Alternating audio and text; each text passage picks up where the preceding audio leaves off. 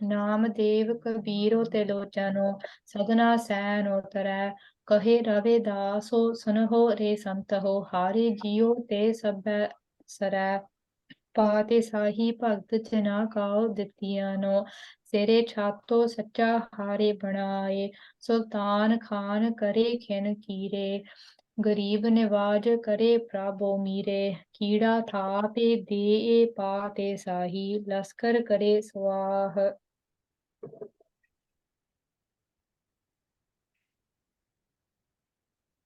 कहाँ पढ़ना भी जी? वाहिगुरु जी गुरप्रसाद चल पिया है आप सहाय हुआ सच्चे दा सच्चा टोआ जिन्हां प्रेमियों ने करनी है पाठ पढ़ना है वो दास नूं मैसेज कर दिओ जी ते दास नूं पता लग जाए फिर वारी वारी नाल तुहाडा नाम ਲਈ जाऊंगा ते बाकी एक बारी दोबारा नहीं चलो ठीक है जिन्ना भी हो गया एक बारी दोबारा पढ़ना पढ़ लेने वाहिगुरु खिन महि नीच कीट खाओ राज पार ब्रह्म गरीब निवाज पार ब्रह्म गुरुदेव साते गुरु पार ब्रह्मो परमेसरो गुरुदेव नानक हरे नमस्करा तुम हो सब राजन के राजा आपे आपो गरीब निवाजा विस्माद व्यापक ब्रह्म जी दे पूਰਨ गुरु अवतार साते गुरु ਸਾਹਿਬਾਨ ਜੀ ਗਰੀਬ ਸੇਵਕ ਨੂੰ ਰਾਜ ਵਡਿਆਈ ਬਖਸ਼ ਕੇ ਨਿਵਾਜਣ ਵਾਲੇ ਗਰੀਬ ਨਿਵਾਜ ਹਨ हम गरीब मस्कीन प्रभ तेरे हारे राखो राखो वड वड्डा है हम साध जना का कीड़ा अनुसार गरीब नीच कीट जीवत मृतक ਆਪਣੇ ਪ੍ਰੇਮੀ ਗੁਰਸੇਵਕ ਜੀ ਕਾਉ ਨੂੰ ਖਿਨ ਮਹੇ ਚ ਭਾਵ ਅਕਸ ਮਾਤਰ ਹੀ ਦੁਨਿਆਵੀ ਰਾਜ ਵਾ ਆਪਣੇ ਮਨ ਇੰਦਰੇ ਸਭ ਦੇ ਮਨਾਂ ਤੇ ਰਾਜ ਕਰਨ ਰੂਪੀ ਅਟਲ ਰਾਜ ਵਾ ਰਾਜ ਪ੍ਰਕਾਸ਼ ਸਰੂਪ ਬ੍ਰਹਮ ਜੀ ਰੂਪੀ ਰਾਜ ਬਖਸ਼ ਦਿੰਦੇ ਹਨ। अच्छा जी ਯਥਾ प्रेम बेनती ये है कि जिवें इत्थे आया है बचन किन महि नीच कीट कौ राज ਆਪਦੇ ਗੁਰਸੇਵਕ ਨੂੰ ਮਹਾਰਾਜ ਖਿੰਨ ਦੇ ਵਿੱਚ ਰਾਜ ਬਖਸ਼ਿਸ਼ ਕਰ ਸਕਦੇ ਆ ਸੰਖੇਪ ਦੇ ਵਿੱਚ ਤੇ ਪਾਰ ਬ੍ਰਹਮ ਗਰੀਬ ਨਿਵਾਜ ਜਦੋਂ ਨਾ ਗੋਰਿਆਂ ਦਾ ਰਾਜ ਸੀ ਨਾ 47 ਦੀ ਵੰਡ ਤੋਂ ਪਹਿਲਾਂ 1947 ਤੋਂ ਪਹਿਲਾਂ ਜਦੋਂ ਮੁਲਕ ਦੀ ਵੰਡ ਨਹੀਂ ਹੋਈ ਸੀ ਤੇ ਉਦੋਂ ਸੰਤ ਗਿਆਨੀ ਸੁੰਦਰ ਸਿੰਘ ਜੀ ਖਾਲਸਾ ਪਿੰਡਰਾਂ ਵਾਲੇ ਮੋਰਚਿਆਂ ਤੇ ਜਾਂਦੇ ਹੁੰਦੇ ਸੀ ਜਿੱਥੇ ਮੋਰਚੇ ਹੁੰਦੇ ਜਿੱਥੇ ਕਿਤੇ ਪ੍ਰੋਟੈਸਟ ਹੁੰਦਾ ਤੇ ਜਿੱਥੇ ਕਿਤੇ ਮੋਰਚਿਆਂ ਤੇ ਜਾਣਾ ਨਾ ਤਾਂ ਸਿੰਘਾਂ ਦੀ ਰਾਜ ਲੈਣ ਦੀ ਬੜੀ ਇੱਛਾ ਹੋਣੀ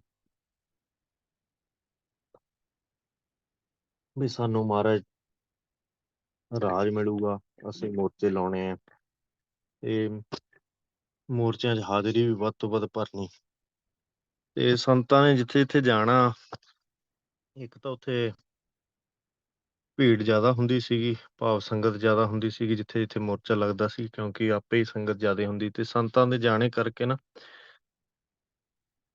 ਉੱਥੇ ਸੰਗਤ ਜ਼ਿਆਦਾ ਜੁੜਦੀ ਸੀਗੀ ਤਾਂ ਜਿਹੜੇ ਵੀ ਆਗੂ ਸੀਗੇ ਅਕਾਲੀ ਜਾਂ ਹੋਰ ਤਾਂ ਉਹ ਚਾਹੁੰਦੇ ਸੀਗੇ ਵੀ ਸੰਤ ਗਿਆਨੀ ਸੁੰਦਰ ਸਿੰਘ ਜੀ ਜ਼ਰੂਰ ਉੱਥੇ ਪਹੁੰਚਣ ਜਾਂ ਹੋਰ ਵੀ ਮਹਾਂਪੁਰਖ ਉਸ ਟਾਈਮ ਤੇ ਹੁੰਦੇ ਸੀ ਜਿਹੜੇ ਸੰਤ ਬਾਬਾ ਅਤਰ ਸਿੰਘ ਜੀ ਤੇ ਉਹਨਾਂ ਦੇ ਪਹੁੰਚਣੇ ਦਾ ਇਹਨਾਂ ਨੂੰ ਕੀ ਫਾਇਦਾ ਹੁੰਦਾ ਸੀਗਾ ਵੀ ਸੰਗਤ ਇਹਨਾਂ ਦੇ ਪਿੱਛੇ ਬਹੁਤ ਆਉਂਦੀ ਸੀਗੀ ਤੇ ਬਾਕੀ ਜਿਹੜੇ ਕਹਿਣ ਨੂੰ ਆਗੂ ਹੁੰਦੇ ਉਹਨਾਂ ਦੇ ਪਿੱਛੇ ਸੰਗਤ ਨਹੀਂ ਆਉਂਦੀ ਹੁੰਦੀ ਤੇ ਸੰਤਾਂ ਨੂੰ ਜਦੋਂ ਕਿਤੇ ਗ੍ਰਿਫਤਾਰੀਆਂ ਵੀ ਹੋਣੀਆਂ ਨਾ ਤੇ ਸੰਤਾਂ ਨੇ ਅੱਗੇ ਹੋ ਕੇ ਕਹਿਣਾ ਵੀ ਮੈਂ ਗ੍ਰਿਫਤਾਰੀ ਦਿੰਦਾ ਤੇ ਪਰ ਇਹਨਾਂ ਨੇ ਕਹਿਣਾ ਅਕਾਲੀਆਂ ਨੇ ਆਗੂਆਂ ਨੇ ਕਹਿਣਾ ਤੇ ਕਿ ਨਹੀਂ ਮਹਾਰਾਜ ਤੁਸੀਂ ਨਹੀਂ ਜਾਣਾ ਗ੍ਰਿਫਤਾਰੀ ਦੇਣ ਵਾਸਤੇ ਤੇ ਗ੍ਰਿਫਤਾਰੀ ਤੁਸੀਂ ਇੱਥੇ ਰਹਿ ਕੇ ਮੋਰਚਾ ਲੜੋ ਤੇ ਗ੍ਰਿਫਤਾਰੀ ਬਾਕੀ ਸੰਗਤ ਅਸੀਂ ਦੇਵਾਂਗੇ ਕਿਉਂਕਿ ਜੇ ਤੁਸੀਂ ਬਾਹਰ ਰਹੇ ਤਾਂ ਤੁਸੀਂ ਜਿਹੜਾ ਹੈ ਨਾ ਉਹ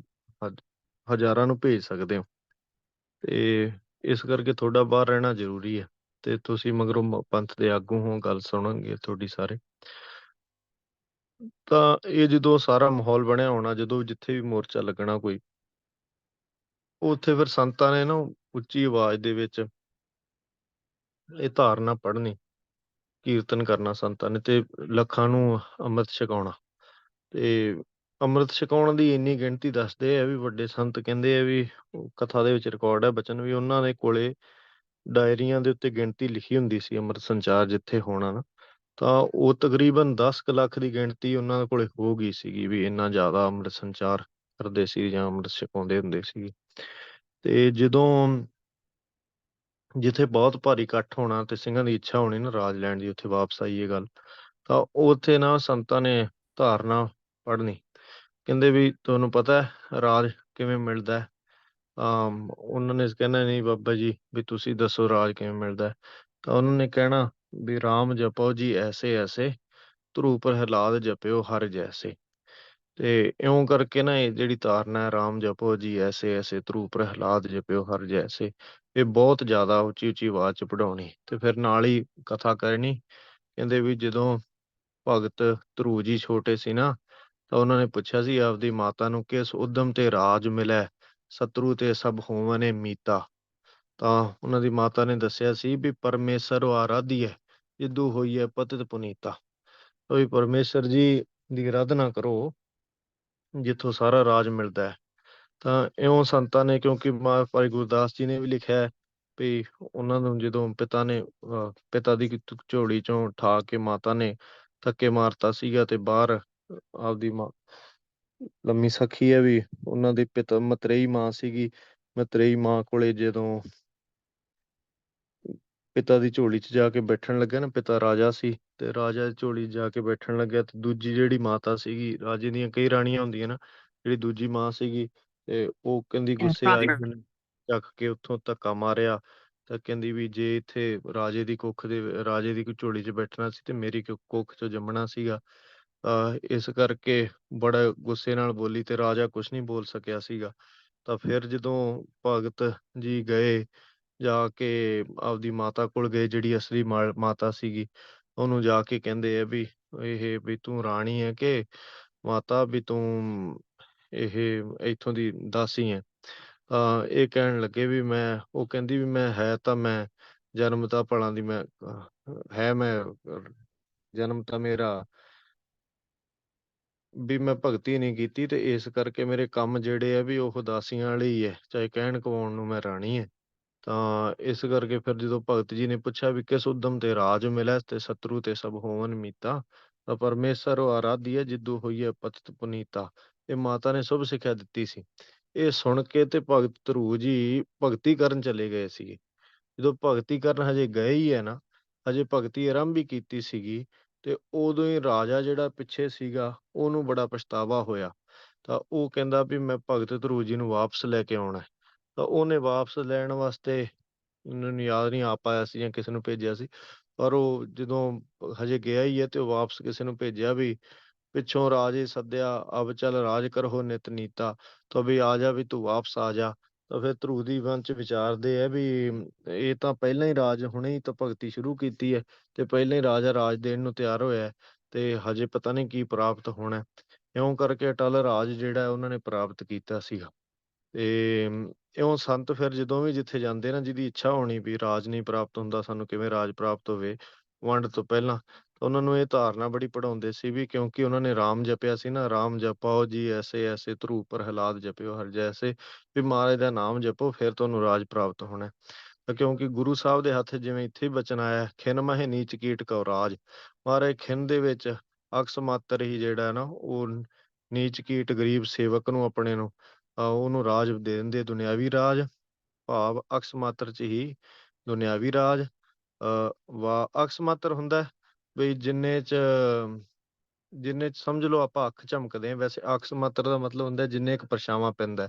ਪਰਛਾਵਾਂ ਵੀ ਆਪਾਂ ਉਹਦੇ ਸਾਹਮਣੇ ਹੋਈਏ, ਅਕਸ ਕਹਿੰਦੇ ਆ ਜਿਹੜੀ ਆਪਣੀ ਸ਼ੈਡੋ ਹੁੰਦੀ ਹੈ ਨਾ, ਜਿਹੜੀ ਜਿਵੇਂ ਮਿਰਰ ਦੇ ਸਾਹਮਣੇ ਹੋਈਏ ਤੇ ਮਿਰਰ ਦੇ ਵਿੱਚ ਆਪਣਾ ਅਕਸ ਪੈਂਦਾ, ਪਾਣੀ ਦੇ ਸਾਹਮਣੇ ਹੋਈਏ ਤੇ ਪਾਣੀ ਦੇ ਵਿੱਚ ਜਿਹੜਾ ਆਪਾਂ ਫੇਸ ਦਿਖਦਾ ਉਹ ਅਕਸ ਹੁੰਦਾ।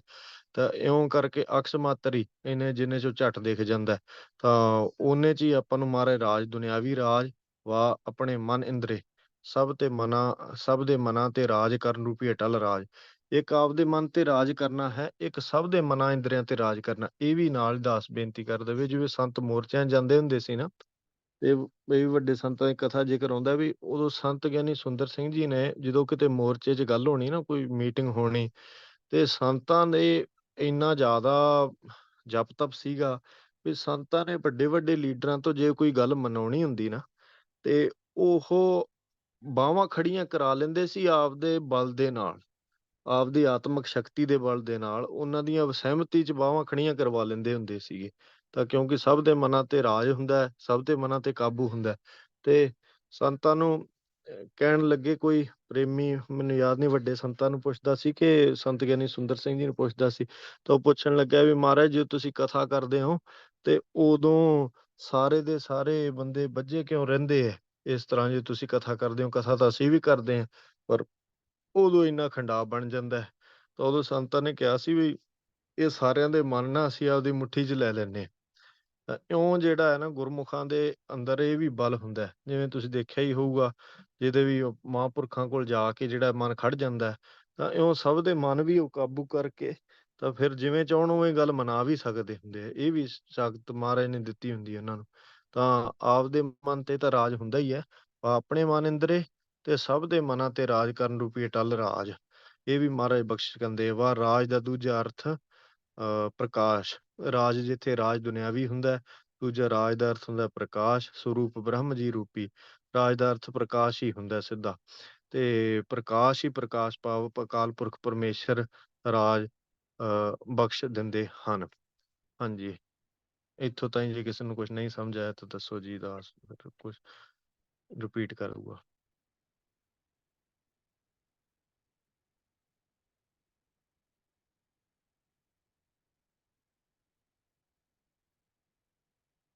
चलो जी फिर अगे। ऊपर से गिरफ्तारी किया, arrest। गिरफ्तारी ਹੁਣ ਤੇ ਅਰੈਸਟ ਹੋਣਾ। ਜਿਹੜੇ ਜਦੋਂ ਸੰਤਾਂ ਨੂੰ ਮੋਰਚੇ ਲੱਗਦੇ ਸੀ ਉਦੋਂ ਅਰੈਸਟ ਹੁੰਦੇ ਹੁੰਦੇ ਸੀ ਨਾ, ਤੇ ਉਹ ਫੜ ਫੜ ਕੇ ਜੇਲ੍ਹਾਂ 'ਚ ਬੰਦ ਕਰ ਦਿੰਦੇ ਹੁੰਦੇ ਸੀ ਗੋਰੇ। ਉਹਨੂੰ ਗ੍ਰਿਫਤਾਰੀ ਕਹਿੰਦੇ।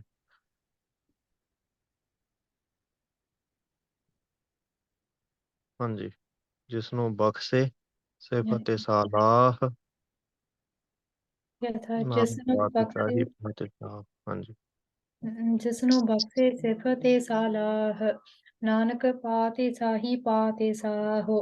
नानक होरे पते साहियां कूड़ियां, नामे रते पात साह। जिसो नाम हृदय सोई वड राजा, ऐसी लाल तुझ बिनु कौन करे। गरीब निवाजो कसैया मेरा, माथै छतरो धरै रहाओ। जाकी छोते जगत कौ लागै, तां पर तुही ਧਰੈ। ਨੀਚਹ ਊਚ ਕਰੈ ਮੇਰਾ ਗੋਬਿੰਦੋ, ਕਾਹੂ ਤੇ ਨ ਡਰੈ। ਨਾਮ ਦੇਵ ਕਬੀਰੋ ਤੇ ਲੋਚਨੋ, ਸਦਨਾ ਸੈਨੋ ਤਰੈ। ਕਹੇ ਰਾਵੇ ਦਾਸੋ ਸੁਨਹੁ ਰੇ ਸੰਤਹੁ, ਹਾਰੇ ਜੀਉ ਤੇ ਸਭੈ ਸਰੈ। ਪਾਤੇ ਸਾਹੀ ਭਗਤ ਜਨਾ ਕਉ ਦਿੱਤੀਐਨੋ, ਸਿਰੇ ਛਾਤੋ ਸੱਚਾ ਹਾਰੇ ਬਣਾਏ। ਸੁਲਤਾਨ ਖਾਨ ਕਰੇ ਖਿਨ ਕੀਰੇ, ਗਰੀਬ ਨਿਵਾਜ ਕਰੇ ਪ੍ਰਭु ਮੀਰੇ। ਕੀੜਾ ਥਾਪੇ ਦੇਹ ਪਾਤੇ ਸਾਹੀ, ਲਸਕਰ ਕਰੇ ਸਵਾਹ। ਜੀ ਹੁਣ ਪਿੱਛੇ ਆਇਆ ਸੀ ਨਾ ਪਦ ਬਈ ਖਿਨ ਮਹਿ ਨੀਚ ਕੀਟ ਕਉ ਰਾਜ। ਤਾਂ ਨੀਚ ਕੀਟ ਗਰੀਬ ਗੁਰਸੇਵਕ ਬਣਨ ਲਈ ਸ਼ੁਭ ਸਿੱਖਿਆ।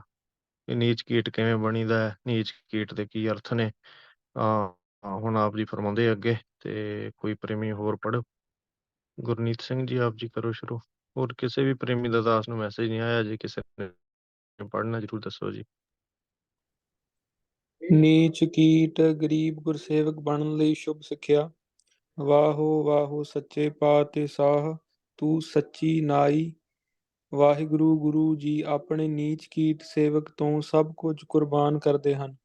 ਆਪਣੇ ਨਿਰਗੁਣ ਸਰੂਪ 'ਚ ਮੇਲ ਲੈਂਦੇ ਹਨ। ਆਪਣੀ ਵਡਿਆਈ ਨਹੀਂ ਕਰਦੇ। ਆਪਣੇ ਸੇਵਕ ਜੀ ਦੀ ਬੇਹੱਦ ਵਡਿਆਈ ਕਰਦੇ ਹਨ, ਜੋ ਕਿਸੇ ਅਵਤਾਰ ਪੈਗੰਬਰ ਨੇ ਆਪਣੇ ਸੇਵਕ ਦੀ ਨਹੀਂ ਕੀਤੀ। ਯਥਾ ਵਿੱਚ ਸਨਾਤੀ ਸੇਵਕ ਹੋਏ, ਨਾਨਕ ਪਣੀਆਂ ਪਹਿਰੈ ਸੋਏ। ਹਰਿ ਕਾ ਸੰਤੁ ਪ੍ਰਾਨ ਧਨ ਤਿਸਕਾ ਪਨਿਹਾਰਾ, ਭਾਈ ਮੀਤ ਸੁਤ ਸਗਲ ਤੇ ਜੀਉ ਹੂੰ ਤੇ ਪਿਆਰਾ रहणी रहै सोई सिख मेरा ओ हो ठाकुर मैं उसका चेरा सो ਹਾਂਜੀ, नी ਦੇਖੋ ਇਹ ਗੱਲ ਵਿਸ਼ੇਸ਼ ਹੈ। ਇਸ ਗੱਲ ਸਿੱਖੀ ਦੇ ਵਿੱਚ ਹੀ ਹੈ ਵੀ ਸਤਿਗੁਰੂ ਸੱਚੇ ਪਾਤਸ਼ਾਹ ਜੀ ਮਹਾਰਾਜ ਨੇ ਆਪਣੀ ਵਡਿਆਈ ਨਹੀਂ ਕੀਤੀ, ਪਰ ਆਪਣੇ ਸੇਵਕ ਦੀ ਬੇਹੱਦ ਵਡਿਆਈ ਕੀਤੀ ਹੈ।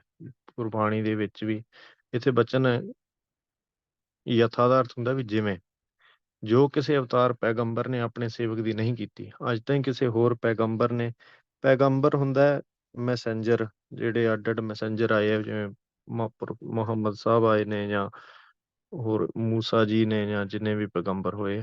ਤੇ ਇਸ ਤਰੀਕੇ ਨਾਲ ਯਥਾ ਵਿੱਚ ਸਨਾਤੀ ਸੇਵਕ ਹੋਏ, ਨਾਨਕ ਪਣੀਆਂ ਪਹਿਰੈ ਸੋਏ। ਸਨਾਤੀ ਹੁੰਦੀ ਹੈ ਨੀਵੀਂ ਤੋਂ ਨੀਵੀਂ ਜਾਤ। ਗੁਰੂ ਸਾਹਿਬ ਕਹਿੰਦੇ ਵੀ ਜਿਹੜਾ ਕੋਈ ਉੱਚੀ ਜਾਤ ਦੇ ਵਿੱਚ ਸੇਵਕ ਹੋਵੇ ਨਾ, ਉਹਦੇ ਤੋਂ ਤਾਂ ਅਸੀਂ ਬਲਿਹਾਰ ਜਾਂਦੇ ਹੀ ਹੈ। ਪਰ ਜੇ ਕੋਈ ਨੀਵੀਂ ਜਾਤ ਦੇ ਵਿੱਚ, ਪਹਿਲਾਂ ਨੀਵੀਂ ਜਾਤ ਦਾ ਮਤਲਬ ਇੰਨਾ ਹੁੰਦਾ ਸੀਗਾ ਵੀ ਅੱਜ ਕੱਲ ਤਾਂ ਆਪਾਂ ਨੂੰ ਅੰਦਾਜ਼ਾ ਵੀ ਨਹੀਂ ਨੀਵੀਂ ਜਾਤ ਦਾ ਮਤਲਬ ਕੀ ਹੁੰਦਾ ਸੀਗਾ।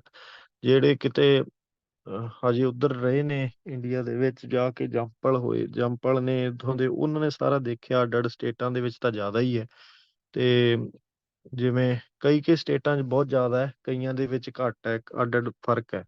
ਤੇ ਉੱਥੇ ਅੱਜ ਤਾਈਂ ਵੀ ਜਿਹੜਾ ਜਾਤ ਪਾਤ ਬਹੁਤ ਜ਼ਿਆਦਾ ਹੈ। ਤਾਂ ਜਦੋਂ ਸਤਿਗੁਰੂ ਗੁਰੂ ਨਾਨਕ ਦੇਵ ਜੀ ਨੇ ਅਵਤਾਰ ਧਾਰਿਆ ਸੀਗਾ, ਉਦੋਂ ਤਾਂ ਬਿਲਕੁਲ ਵੀ ਕੋਈ ਬੰਦਾ ਨਾ ਦੂਸਰੀ ਨੀਵੀਂ ਜਾਤੀ ਦੇ ਦਾ ਕੋਈ ਜੀਵਨ ਨਹੀਂ ਸੀਗਾ। ਤਾਂ ਜਿਨ੍ਹਾਂ ਦਾ ਜਨਮ ਨੀਵੀਂ ਜਾਤ ਦੇ ਵਿੱਚ ਹੋ ਗਿਆ, ਸਨਾਤੀ ਇੱਕ ਜਾਤ ਹੈ, ਸਨਾਤੀ ਨੀਵੀਂ ਤੋਂ ਨੀਵੀਂ ਜਾਤ ਹੈ। ਉਹਦੇ ਵਿੱਚ ਜਿਹਦਾ ਜਨਮ ਹੋ ਗਿਆ, ਤਾਂ ਉਹਨੂੰ ਕੁਛ ਨਹੀਂ, ਕੋਈ ਵਿੱਦਿਆ ਨਹੀਂ, ਕੋਈ ਉਹਨੂੰ ਰੋਟੀ ਪਾਣੀ ਨਹੀਂ, ਕੁਛ ਵੀ ਨਹੀਂ। ਬਸ ਉਹਨਾਂ ਨੂੰ ਜੋ ਹੈ ਉਹ ਗਰੀਬੀ ਦੇ ਦਿਨ ਕੱਟਣੇ ਹੈ। ਕੋਈ ਹੈਲਪ ਨਹੀਂ ਕਰਦਾ ਉਹਨਾਂ ਦੀ, ਕਿਤੇ ਉਹਨਾਂ ਨੂੰ ਨੌਕਰੀ ਨਹੀਂ ਮਿਲਣੀ ਜਾਂ ਕੁਛ ਨਹੀਂ ਹੋਣਾ। ਉਹਨਾਂ ਨੇ ਸੇਵਾ ਵੀ ਨਹੀਂ ਉਹਨਾਂ ਤੋਂ ਕੋਈ ਕਰਾਉਂਦਾ। ਉੱਚੀ ਜਾਤ ਵਾਲਿਆਂ ਤੋਂ ਕੋਈ ਸੇਵਾ ਵੀ ਕਰਾ ਲੈਂਦਾ। ਇਹ ਨੀਵੀਂ ਤੋਂ ਨੀਵੀਂ ਜਾਤ ਹੈ। ਤਾਂ ਇਹ ਵਿਚਾਰੇ ਜਿਵੇਂ ਝਮਿਆਰ ਹੋਏ ਆ ਨਾ, ਭਗਤ ਰਵਿਦਾਸ ਜੀ ਵੀ ਚਮੜੇ ਦਾ ਕੰਮ ਕਰਦੇ ਸੀਗੇ। ਤਾਂ ਉਹ ਮਰੇ ਪਸ਼ੂ ਢੋ ਲੈਣੇ, ਤੇ ਮਰੇ ਪਸ਼ੂਆਂ ਨੂੰ ਲੈ ਲੈਣਾ ਚੱਕ ਕੇ, ਤੇ ਫਿਰ ਉਹਨਾਂ ਨੂੰ ਜਿੱਥੇ ਵੀ ਲੈ ਜਾਣਾ, ਹੱਡਾ ਰੋੜੀ ਦੇ ਵਿੱਚ ਜਿੱਥੇ ਹੁੰਦੇ ਆ ਪਸ਼ੂ, ਤੇ ਉੱਥੇ ਜਾ ਕੇ ਉਹਨਾਂ ਦੀ ਖੱਲ ਲਾਹ ਲਿਆਉਣੀ। ਤਾਂ ਉੱਥੋਂ ਫਿਰ ਉਹਨਾਂ ਦੀ ਖੱਲ ਦੇ ਜਾ ਕੇ ਚਮੜੇ ਦਾ ਕੰਮ ਕਰਕੇ ਤੇ ਜੁੱਤੀਆਂ ਬਣਾਉਣੀਆਂ, ਸਾਰਾ ਕੁਛ ਇਹੋ ਜਿਹੇ ਕੰਮ। ਤਾਂ ਮਤਲਬ ਏਦੂ ਵੀ ਜਿਹੜੇ ਥੱਲੇ ਕੰਮ ਵੰਡੇ ਸੀ ਨਾ, ਜਾਤਾਂ ਦੇ ਆਧਾਰ ਤੇ ਕੰਮ ਵੰਡੇ ਹੋਏ ਸੀਗੇ, ਵੀ ਜਿਹੜਾ ਨੀਵੀਂ ਜਾਤ ਦਾ ਬੰਦਾ ਉਹ ਇਹ ਕੰਮ ਕਰੂਗਾ। ਤਾਂ ਖੈਰ ਉਹ ਤਾਂ ਤੁਹਾਨੂੰ ਪਤਾ ਹੀ ਹੈ। ਹੁਣ ਜਿਹੜਾ ਵੀ ਬ੍ਰਾਹਮਣ ਸੀਗਾ, ਉਹ ਸਭ ਤੋਂ ਉਤਲੀ ਜਾਤ ਮੰਨੀ ਜਾਂਦੀ ਸੀਗੀ। ਤਾਂ ਉਹਦੇ ਕੰਮ ਆਪਦੇ ਵੰਡੇ ਸੀ, ਵੀ ਮੈਂ ਵੇਦ ਪੜ੍ਹਨੇ ਆ ਤੇ ਵੇਦ ਪੜ੍ਹਾਉਣੇ ਆ, ਦਾਨ ਲੈਣਾ ਤੇ ਦਾਨ ਕਰਾਉਣਾ, ਜਗ ਕਰਨਾ ਤੇ ਜਗ ਕਰਵਾਉਣਾ, ਇਹ 6 ਕੰਮ ਬ੍ਰਾਹਮਣ ਦੇ ਮੰਨੇ ਸੀਗੇ। ਫਿਰ ਅੱਗੇ ਖੱਤਰੀ ਆ ਜਾਂਦਾ ਸੀਗਾ, ਤੇ ਖੱਤਰੀ ਤੋਂ ਬਾਅਦ ਫਿਰ ਵੈਸ਼ ਆ ਜਾਂਦਾ ਸੀ। ਖੱਤਰੀ ਦਾ ਕੰਮ ਸੀ ਵੀ ਰਾਜ ਕਰਨਾ, ਵਿੱਦਿਆ ਜਿਹੜੀ ਹੈ ਉਹ ਵੇਦ ਸੁਣ ਲੈਣੇ, ਦਾਨ ਕਰਨਾ, ਤੇ ਇਸ ਤਰੀਕੇ ਨਾਲ ਜੱਗ ਕਰਵਾਉਣਾ, ਤੇ ਇਸ ਤਰੀਕੇ ਦੇ ਕੰਮ ਖੱਤਰੀ ਦੇ ਗਿਣੇ ਹੋਏ ਸੀਗੇ।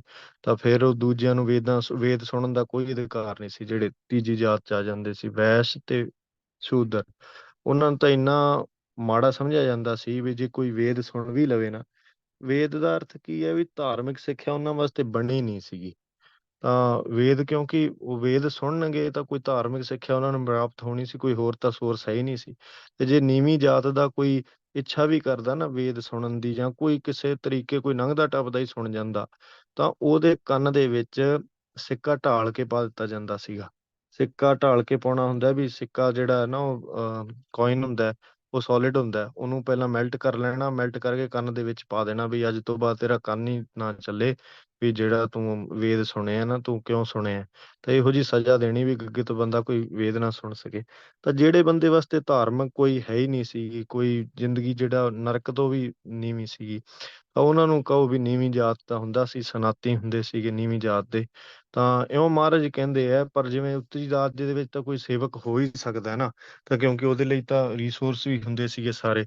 ਪਰ ਜੇ ਕੋਈ ਨੀਵੀਂ ਜਾਤ ਦਾ ਹੋਵੇ ਤੇ ਨੀਵੀਂ ਜਾਤ ਦਾ ਕੋਈ ਸੇਵਕ ਬਣ ਜੇ ਮਹਾਰਾਜ ਸੱਚੇ ਪਾਤਸ਼ਾਹ ਅਕਾਲ ਪੁਰਖ ਜੀ ਦਾ, ਤਾਂ ਗੁਰੂ ਸਾਹਿਬ ਕਹਿੰਦੇ ਵੀ ਉਹਦੇ ਤੋਂ ਤਾਂ ਇੰਨੇ ਬਲਿਹਾਰ ਜਾਂਦੇ ਅਸੀਂ ਵੀ ਨਾਨਕ ਪਣੀਆਂ ਪਹਿਰੈ ਸੋਏ। ਵੀ ਦਾਸਨ ਦਾ ਪਣੀਆਂ ਕਹਿੰਦੇ ਜੁੱਤੀ ਨੂੰ, ਤਾਂ ਪੈਰ ਦੀ ਜੁੱਤੀ ਨੂੰ, ਤਾਂ ਮਹਾਰਾਜ ਕਹਿੰਦੇ ਵੀ ਦਾਸਨ ਦਾਸ ਦੇ ਚੰਮ ਦੀਆਂ ਜੁੱਤੀਆਂ ਬਣਾ ਕੇ ਉਹਨਾਂ ਦੇ ਪੈਰਾਂ ਦੇ ਵਿੱਚ ਪਾਵੇ। ਉਹ ਐਸਾ ਗੁਰਮੁਖ ਜਿਹੜਾ ਹੈ। ਤਾਂ ਅੱਗੇ ਕਿਹਾ ਹਰ ਕਾ ਸੰਤ ਪ੍ਰਾਨ ਧਨ ਤਿਸ ਕਾ ਪਾਨੇ ਹਾਰਾ। ਜਿਹੜੇ ਹਰੀ ਜੀ ਦਾ ਸੰਤ ਨੇ ਨਾ, ਤੇ ਉਹਨਾਂ ਦੇ ਜਿਹੜੇ ਹਰੀ ਪਰਮੇਸ਼ਰ ਜੀ ਦੇ ਸੰਤ ਨੇ, ਤਿਸ ਕਾ ਪਾਨੇ ਹਾਰਾ। ਇੱਕ ਤਾਂ ਇਹ ਗੱਲ ਬਹੁਤ ਬਰੀਕ ਹੈ, ਦਾਸ ਕਈ ਵਾਰੀ ਸੋਚਦਾ ਹੁੰਦਾ ਵੀ ਇੱਕ ਤਾਂ ਮਹਾਰਾਜ ਹਰੀ ਹੋਏ ਸਤਿਗੁਰੂ ਗੁਰੂ ਗ੍ਰੰਥ ਸਾਹਿਬ ਜੀ, ਜਾਂ ਗੁਰੂ ਰਾਮਦਾਸ ਜੀ, ਸਮਝ ਲਓ ਗੁਰੂ ਨਾਨਕ ਦੇਵ ਜੀ, ਹਨਾ। ਤੇ ਉਹਨਾਂ ਦੇ ਸੰਤ, ਉਹਨਾਂ ਦੇ ਗੁਰ ਜਿਹੜੇ ਨਾਮ ਜਪਣੇ ਵਾਲੇ, ਉਹਨਾਂ ਭਗਤੀ ਕਰਨ ਵਾਲੇ, ਹਰ ਕਾ ਸੰਤ ਸਾਧ ਆਤਮਾ, ਤਾਂ ਤਿਸ ਕਾ ਪਾਨੇ ਹਾਰਾ। ਫਿਰ ਉਸ ਜਿਹੜੇ ਸਾਤ ਆਤਮਾ ਮਹਾਂਪੁਰਖ ਨੇ, ਉਹਨਾਂ ਦੀ ਤੀਜੀ ਥਾਂ ਤੇ ਉਹਨਾਂ ਦੇ ਜਿਹੜੇ ਪਾਣੀ ਢੋਣ ਵਾਲੇ ਨੇ, ਜਿਹੜੇ ਭਾਵ ਉਹਨਾਂ ਦੀ ਵੀ ਸੇਵਾ ਕਰਨ ਵਾਲੇ, ਇਹਨੂੰ ਕਹਿੰਦੇ ਦਾਸਨ ਦਾਸ, ਹਨਾ। ਵੀ ਜਿਹੜੇ ਮਹਾਰਾਜ ਸੱਚੇ ਪਾਤਸ਼ਾਹ ਦਾਸ ਨੇ, ਉਹਨਾਂ ਦੇ ਵੀ ਗਾਂ ਦਾਸ। ਤਾਂ ਜਿਹੜੇ ਉਹਨਾਂ ਦੇ ਵੀ ਅੱਗੇ ਪਾਣੀ ਢੋਣ ਵਾਲੇ ਸੇਵਕ ਨੇ ਨਾ, ਉਹ ਮਹਾਰਾਜ ਨੇ ਪ੍ਰਾਣਾਂ ਤੋਂ ਵੱਧ, ਪ੍ਰਾਣ ਧਨ, ਪ੍ਰਾਣਾਂ ਦੇ ਬਰਾਬਰ ਨੇ, ਇਉਂ ਧਨ ਦੇ ਬਰਾਬਰ ਨੇ। ਭਾਈ ਮੀਤ ਸੁੱਤ ਸਗਲ ਤੇ, ਭਾਈ ਭਰਾਵਾਂ ਨਾਲੋਂ, ਮੀਤ ਮਿੱਤਰਾਂ ਨਾਲੋਂ, ਸੁੱਤ ਪੁੱਤਰਾਂ ਨਾਲੋਂ, ਸਗਲ ਤੇ ਸਾਰਿਆਂ ਤੇ ਜੀ ਹੂੰ ਤੇ ਪਿਆਰਾ। ਤੇ ਜੀ ਨਾਲੋਂ ਵੀ ਜ਼ਿਆਦਾ ਪਿਆਰੇ ਨੇ ਆਪਣੇ ਆਪ ਨੂੰ। ਤਾਂ ਇਹਨਾਂ ਮਹਾਰਾਜ ਉਹਨਾਂ ਨੂੰ ਮਾਣ ਬਖਸ਼ਦੇ ਆ, ਜਿਹੜੇ ਦਾਸਨ ਦਾਸ ਬਣਦੇ ਨੇ, ਜਿਹੜੇ ਪਾਣੀ ਢੋਂਦੇ ਨੇ, ਸੰਤਾਂ ਮਹਾਂਪੁਰਖਾਂ ਦੀ ਸੇਵਾ ਕਰਦੇ ਨੇ। ਤਾਂ ਜਿਵੇਂ ਇਹ ਬਚਨ ਰਹਿਣੀ ਰਹਿ ਸੋਈ ਸਿੱਖ ਮੇਰਾ, ਉਹ ਠਾਕੁਰ ਮੈਂ ਉਸਕਾ ਚੇਰਾ। ਆਪ ਮਹਾਰਾਜ ਚੇਲੇ ਬਣਦੇ ਨੇ ਉਹਨਾਂ ਦੇ। ਇਉਂ ਬਹੁਤ ਵਡਿਆਈ ਦਿੱਤੀ ਹੈ ਗੁਰਸੇਵਕ ਨੂੰ। ਮਹਾਰਾਜ ਨੇ ਆਪਣੇ ਸਿੱਖਾਂ ਨੂੰ ਬਹੁਤ ਹੱਦੋਂ ਵੱਧ ਕੇ ਵਡਿਆਈ ਦਿੱਤੀ ਹੈ ਜੀ।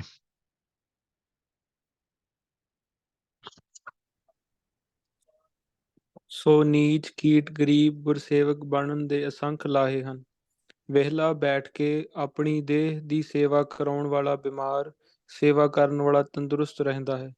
ਇਸ ਇਹ ਲਈ ਦਾਸ ਆਪਣੀ ਨੇ ਸੇਵਾ ਕਿਤੇ ਪਹਿਲਾਂ ਇਹ ਨਾ ਗੱਲ ਪੜ੍ਹੀ ਸੀਗੀ, ਤੇ ਦਾਸ ਦੇ ਮਨ ਤੇ ਬਹੁਤ ਜ਼ਿਆਦਾ ਅਸਰ ਕਰ ਗਈ ਸੀਗੀ। ਵੀ ਇਹ ਸਦਾ ਹੀ ਯਾਦ ਰੱਖਿਓ ਵੀ ਜਿਹੜਾ ਸੇਵਾ ਕਰਨ ਵਾਲਾ ਉਹ ਤੰਦਰੁਸਤ ਰਹਿੰਦਾ, ਤੇ ਸੇਵਾ ਕਰਵਾਉਣ ਵਾਲਾ ਬਿਮਾਰ ਹੋ ਜਾਂਦਾ।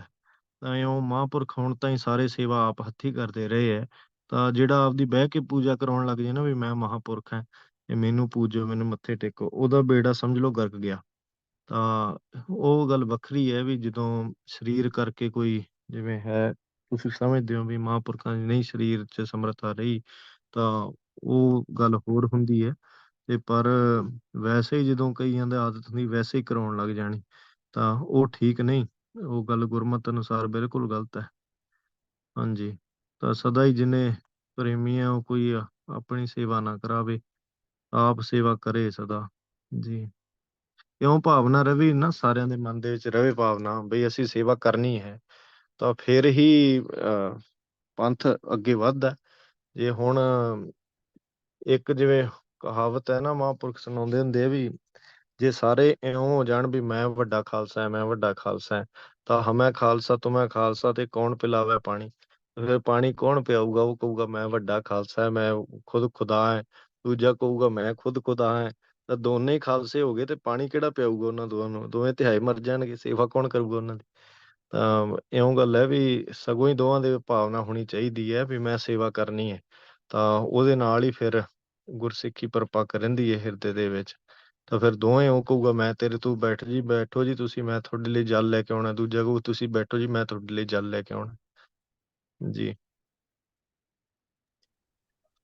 ਇਸ ਲਈ ਆਪਣੀ ਸੇਵਾ ਕਰਾਉਣ ਦੀ ਬਜਾਏ ਗੁਰੂ ਜੀ ਗੁਰਮੁਖਾਂ ਦੀ ਖਰੀ ਸੇਵਾ ਕਰਨ ਦੀ ਦਾਤ ਗੁਰੂ ਪ੍ਰਤੀ ਪ੍ਰੀਤਮ ਜੀ ਤੋਂ ਸਦਾ ਮੰਗੀਏ। ਗੁਰੂ ਪ੍ਰੀਤਮ ਜੀ ਤੋਂ ਸਦਾ ਮੰਗੀਏ। ਯਥਾ ਵੈਣੁ ਸੇਵਾ ਧ੍ਰਿਗ ਹੱਥ ਪੈਰ, ਹੋਰ ਨਹਿ ਫਲ ਕਰਨੀ। ਹਾਂਜੀ। ਜਿਹੜੇ ਸੇਵਾ ਤੋਂ ਬਿਨਾਂ ਹੱਥ ਪੈਰ ਧ੍ਰਿਗ ਨੇ, ਭਾਵ ਫਿਟਕਾਰੀ ਯੋਗ ਨੇ, ਤੇ ਹੋਰ ਨੇ ਫਲ ਕਰਨੀ, ਉਹ ਜਿਹੜੀਆਂ ਹੋਰ ਕੰਮ ਕਰਨੇ ਨੇ ਸੇਵਾ ਛੱਡ ਕੇ, ਤਾਂ ਉਹ ਕੋਈ ਫਲ ਨਹੀਂ ਦਿੰਦੇ। ਪਰ ਸੇਵਾ ਸਤਿਗੁਰਾਂ ਦੀ ਵੱਡਾ ਫਲ ਦਿੰਦੀ ਹੈ। ਹਾਂਜੀ। 41 ਸੁਖੀ ਬਸੈ ਮਸਕੀਨੀਆਂ। 40 ਨਹੀਂ ਕਰਨੀ ਜੀ, ਵੈਸੇ ਹਾਂ- ਇੱਕ ਤਾੜੀ ਹੁੰਦਾ ਹੈ। ਹਾਂਜੀ ਠੀਕ ਹੈ ਜੀ। 41 ਸੁਖੀ ਬਸੈ ਮਸਕੀਨੀਆਂ, ਆਪ ਨਿਵਾਰ ਤਲੇ ਪਰਮ ਪੂਜਨੀਕ। ਵਾਹਿਗੁਰੂ ਸਤਿਗੁਰੂ ਨਾਨਕ ਦੇਵ ਸਤਿਗੁਰੂ ਮਹੱਲਾ ਪੰਜਵਾਂ ਜੀ ਸਰਬੱਤ ਦੇ ਭਲੇ ਲਈ ਹੰਕਾਰ ਦੇ ਤਿਆਗ ਦਾ ਸ਼ੁਭ ਸੱਚਾ ਉਪਦੇਸ਼ ਬਖਸ਼ਦੇ ਹਨ। ਹੇ ਗੁਰੂ ਪਿਆਰੀ ਸਾਧ ਸੰਗਤ ਜੀ, ਗੁਰਤਾ ਬਿਰਾਜਮਾਨ ਸਤਿਗੁਰੂ ਜੀ ਦੁਆਰਾ ਅਤਿਅੰਤ ਮਸਕੀਨ ਗਰੀਬ ਹੀ ਗਰੀਬ ਅਵਸਥਾ ਨੂੰ ਕਮਾਉਣ ਵਾਲੇ ਮਸਕੀਨੀਆਂ ਗਰੀਬ ਹੀ ਗਰੀਬ ਗੁਰਸੇਵਕ ਜੀ ਗੁਰ ਪ੍ਰਸਾਦ ਜਾ ਕਾ ਮਿਟੇ ਅਭਿਮਾਨ ਅਨੁਸਾਰ ਗੁਰੂ ਗੁਰ ਪ੍ਰਸਾਦ ਜਾ ਕਾ ਮਿਟੈ ਅਭਿਮਾਨੁ ਅਨੁਸਾਰ ਗੁਰੂ ਜੀ ਦੀ ਕਿਰਪਾ ਨਾਲ ਆਪ ਹੰਕਾਰ ਨਿਵਰਤ ਕਰਕੇ ਸਭ ਦੇ ਚਰਨਾਂ ਦੇ ਥੱਲੇ ਪੈ ਕੇ ਪੂਰਨ ਗਰੀਬੀ ਕਮਾ ਕੇ ਗੁਰੂ ਜੀ ਦੇ ਪਰਮ ਪਵਿੱਤਰ ਸੱਚੇ ਚਰਨ ਕਮਲਾਂ ਗੁਰਸ਼ਬਦਾਂ ਨਿਰਗੁਣ ਬ੍ਰਹਮ ਜੀ ਚ ਲੀਨ ਸਰਗੁਣ ਦੇ ਦਰਸ਼ਨਾਂ ਸਹਿਤ ਸਦਾ ਸੁਖੀ ਵਸਦੇ ਹਨ। ਪਰਮ ਜਿਹੜੇ ਪੂਜਨੀਕ ਅਰਥ ਨੇ ਨਾ ਜਿਵੇਂ ਲਿਖੇ ਹੋਏ ਨੇ ਨਾ, ਇਹ ਬਹੁਤ ਫਲ ਦਿੰਦੇ ਆ ਇਉਂ। ਤੇ ਜੇ ਆਪਾਂ ਇਹਨਾਂ ਦਾ ਕਰੀਏ ਅਭਿਆਸ, ਤੇ ਜਿਵੇਂ ਇਹ ਤਾਂ ਚਲੋ ਦੋ ਤੁਕਾਂ ਵੱਡੀਆਂ ਹੈ, ਪਰ ਤੁਹਾਨੂੰ ਚਾਹੀਦਾ ਹੈ ਵੀ ਦੋ ਤੁਕਾਂ ਕੋਈ ਵੀ ਨਾ ਵਾਈਟ ਬੋਰਡ ਘਰੇ ਰੱਖੋ, ਵਾਈਟ ਬੋਰਡ ਤੇ ਮਾਰਕਰ ਲੈ ਕੇ ਤੇ ਦੋ ਤੁਕਾਂ ਕੋਈ ਵੀ ਅਰਥਾਂ ਸਹਿਤ ਲਿਖਿਆ ਕਰੋ, ਫਿਰ ਉਹਨੂੰ ਜਪੀ ਜਾਓ। ਆਪਾਂ ਸਾਰਿਆਂ ਨੂੰ ਚਾਹੀਦਾ ਹੈ।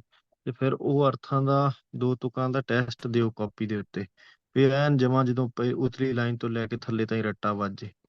ਇਹ ਚੀਜ਼ਾਂ ਬਹੁਤ ਫਲ ਦਿੰਦੀਆਂ ਨੇ। ਤੇ ਜੇ ਆਪਾਂ ਕੰਮ ਕਰੀਏ ਉਹਦੇ ਵਿੱਚ ਇਉਂ ਵੀ ਹੈ ਵੀ ਜਿਵੇਂ ਆਪ ਦਾ ਅਰਥ ਹੁੰਦਾ ਹੰਕਾਰ, ਤਾਂ ਇੱਥੇ ਲਿਖਿਆ ਆਪ ਜੀ ਨਿਗਾਹ ਮਾਰੋ ਤਾਂ ਆਪ ਤੋਂ ਅੱਗੇ ਲਿਖਿਆ ਨਾ ਹੰਕਾਰ, ਤਾਂ ਉੱਤੋਂ ਦਾਸ ਸ਼ੁਰੂ ਕਰਦਾ ਸੁਖੀ ਬਸੈ ਮਸਕੀਨੀਆਂ ਆਪ ਨਿਵਾਰੇ ਤਲੇ। ਹੁਣ ਬਸ ਸਿਰਫ ਉਹੀ ਪਦ ਦੇਖਣੇ ਆ ਜਿਹੜੇ ਇੱਥੇ ਲਾਲ ਰੰਗ ਚ ਲਿਖਿਆ। ਇੱਕ ਤਾਂ ਮਸਕੀਨੀਆਂ ਦਾ ਅਰਥ ਹੋਇਆ ਗਰੀਬ ਹੀ ਗਰੀਬ ਗੁਰਸੇਵਕ ਜੀ। ਤਾਂ ਫਿਰ ਅਗਲਾ ਪਦ ਹੈ ਵੀ ਆਪ ਦਾ ਅਰਥ ਹੰਕਾਰ, ਨਿਵਾਰ ਦਾ ਅਰਥ ਨਿਵਰਤ ਕਰਕੇ, ਨਿਵਰਤ ਕਰਨਾ ਹੁੰਦਾ ਹੈ ਉਤਾਰ ਦੇਣਾ, ਲਾ ਦੇਣਾ, ਹਨਾ। ਤੇ ਸਭ ਦੇ ਚਰਨਾਂ ਦੇ ਥਲੇ ਪੈ ਕੇ ਪੂਰਨ ਗਰੀਬੀ ਕਮਾ ਕੇ ਗੁਰੂ ਜੀ ਦੇ ਪਰਮ ਪਵਿੱਤਰ ਸੱਚੇ ਚਰਨ ਕਮਲਾਂ ਗੁਰ ਸ਼ਬਦਾਂ ਨਿਰਗੁਣ ਬ੍ਰਹਮ ਚ ਲੀਨ ਸਰਗੁਣ ਦੇ ਦਰਸ਼ਨਾਂ ਸਹਿਤ ਸਦਾ ਸੁਖੀ ਵਸਦੇ ਹਨ। ਹੁਣ ਇਉਂ ਤਾਂ ਆਪਾਂ ਕਹਿ ਦਾਂਗੇ ਵੀ ਸੁਖੀ ਵਸਦੇ ਨੇ, ਪਰ ਸੁਖੀ ਕਿਵੇਂ ਵਸਦੇ ਨੇ ਉਹ ਦੱਸਦੇ ਨੇ। ਇੱਥੋਂ ਦੁਬਾਰਾ ਸ਼ੁਰੂ ਕਰਦਾ ਦਾਸ ਵੀ ਪਤਾ ਲੱਗੇ ਨਾ ਵੀ ਸੁਖੀ ਕਿਵੇਂ ਵਸਦੇ, ਵੀ ਗੁਰੂ ਜੀ ਦੇ ਪਰਮ ਪਵਿੱਤਰ ਸੱਚੇ ਚਰਨ ਕਮਲਾਂ ਗੁਰ ਸ਼ਬਦਾਂ ਨਿਰਗੁਣ ਬ੍ਰਹਮ ਚ ਲੀਨ, ਇਸ ਕਰਕੇ ਉਹ ਸੁਖੀ ਵਸਦੇ। ਸਰਗੁਣ ਦੇ ਦਰਸ਼ਨਾਂ ਸਹਿਤ, ਸਰਗੁਣ ਦੇ ਮਹਾਰਾਜ ਸਰਗੁਣ ਪਰਮੇਸ਼ਰ ਜੀ ਦੇ ਦਰਸ਼ਨ ਹੁੰਦੇ ਆ ਉਹਨਾਂ ਨੂੰ, ਤਾਂ ਸਦਾ ਸੁਖੀ ਵਸਦੇ ਹਨ। ਤਾਂ ਇਹਨਾਂ ਅਰਥਾਂ ਦੇ ਵਿੱਚ ਬਹੁਤ ਗਰੀਬੀ ਹੁੰਦੀ ਹੈ। ਇੱਕ ਤਾਂ ਸਿੱਧਾ ਹੀ ਕਹਿ ਦੇਣਾ ਵਾਹਿਗੁਰੂ, ਉਹ ਹੁੰਦੀ ਹੈ ਬਰੀਕੀ ਹੁੰਦੀ ਹੈ। ਤੇ ਇੱਕ ਤਾਂ ਸਿੱਧਾ ਹੀ ਕਹਿ ਦੇਣਾ ਵੀ ਹਾਂ ਸੁਖੀ ਵਸਦੇ ਨੇ। ਤਾਂ ਇੱਕ ਪਤਾ ਲੱਗੇ ਵੀ ਹਾਂ ਸੁਖੀ ਵਸਦੇ ਨੇ ਤਾਂ ਕਿਵੇਂ ਵਸਦੇ ਨੇ ਸੁਖੀ। ਤਾਂ ਇਹ ਸਾਰੀ ਜਿਹੜੀ ਗੱਲ ਹੈ ਨਾ ਉਤਲੀ ਲਾਈਨ ਇੱਕ ਹੀ ਲਾਈਨ ਹੈ, ਜਿਵੇਂ ਪੂਰਨ ਗਰੀਬੀ ਕਮਾ ਕੇ ਗੁਰੂ ਜੀ ਦੇ ਪਰਮ ਪਵਿੱਤਰ ਸੱਚੇ ਚਰਨ ਕਮਲਾਂ ਗੁਰ ਸ਼ਬਦਾਂ ਨਿਰਗੁਣ ਬ੍ਰਹਮ ਚ ਲੀਨ ਸਰਗੁਣ ਦੇ ਦਰਸ਼ਨਾਂ ਸਹਿਤ ਸਦਾ ਸੁਖੀ ਵਸਦੇ ਹਨ। ਤਾਂ ਇਹ ਸਾਰੀ ਗੱਲ ਖੋਲ ਦਿੰਦੀ ਹੈ, ਅਰਥ ਸਾਰਾ ਇੱਥੇ ਖੋਲ ਜਾਂਦਾ। ਤਾਂ ਇਹ ਸ਼ੁਰੂ ਦੇ ਵਿੱਚ ਕੁਛ ਨਹੀਂ ਸਮਝ ਲੱਗਦਾ ਹੁੰਦਾ। ਦਾਸ ਤੁਹਾਨੂੰ ਸੱਚੀ ਕਹਿੰਦਾ, ਜੇ ਤੁਹਾਨੂੰ ਹੁਣ ਕਲਾਸ ਸੁਣ ਕੇ ਇਉਂ ਲੱਗਦਾ ਹੋਵੇ ਨਾ ਵੀ ਆਹ ਗਰੀਬੀ ਪੋਥੀ ਦਾ ਸਾਨੂੰ ਇੱਕ ਵੀ ਅਰਥ ਨਹੀਂ ਸਮਝ ਪੈਂਦਾ, ਇਹ ਸੱਚੀ ਗੱਲ ਹੈ, ਇੱਕ ਵੀ ਨਹੀਂ ਸਮਝ ਪਊਗਾ। ਤੇ ਪਰ ਇਉਂ ਲੱਗੂਗਾ ਵੀ ਮੋਟੀ ਮੋਟੀ ਗੱਲ ਸਮਝ ਆ ਗਈ, ਪਰ ਜਿਵੇਂ ਵਿੱਚ ਵਾਲੀਆਂ ਲਾਈਨਾਂ ਹੈ ਨਾ, ਜਿਵੇਂ ਜਿਹੜੀਆਂ ਦਾਸ ਪੜ੍ਹੀ ਜਾਂਦਾ, ਇਹ ਕੁਛ ਨਹੀਂ ਸਮਝ ਲੱਗਦਾ। ਇਹ ਪਰ ਹੌਲੀ ਹੌਲੀ ਜਦੋਂ ਤੁਸੀਂ ਕਰੋਗੇ ਨਾ ਅਭਿਆਸ ਅਰਥਾਂ ਦਾ, ਤਾਂ ਫਿਰ ਸਮਝ ਲੱਗਣੀ ਆ। ਪਹਿਲੀ ਵਾਰੀ ਕਦੇ ਕੁਛ ਨਹੀਂ ਪਤਾ ਲੱਗਦਾ ਹੁੰਦਾ। ਤਾਂ ਪਹਿਲੀ ਵਾਰੀ ਤਾਂ ਕਦੇ ਆਪਾਂ ਕਾਰ ਵੀ ਚਲਾਉਣੀ ਸਿੱਖੀਏ ਤਾਂ ਉਹ ਪਹਿਲੀ ਵਾਰੀ ਚ ਨਹੀਂ ਆ ਜਾਂਦੀ। ਤਾਂ ਉਹ ਕਰਦੇ ਕਰਾਉਂਦੇ ਹੌਲੀ ਹੌਲੀ ਪ੍ਰੈਕਟਿਸ ਕਰਦੇ ਫਿਰ ਜਾ ਕੇ ਆਉਂਦੀ ਹੈ। ਤਾਂ ਇਸ ਕਰਕੇ ਦਿਲ ਵੀ ਨਹੀਂ ਛੋਟਾ ਕਰਨਾ।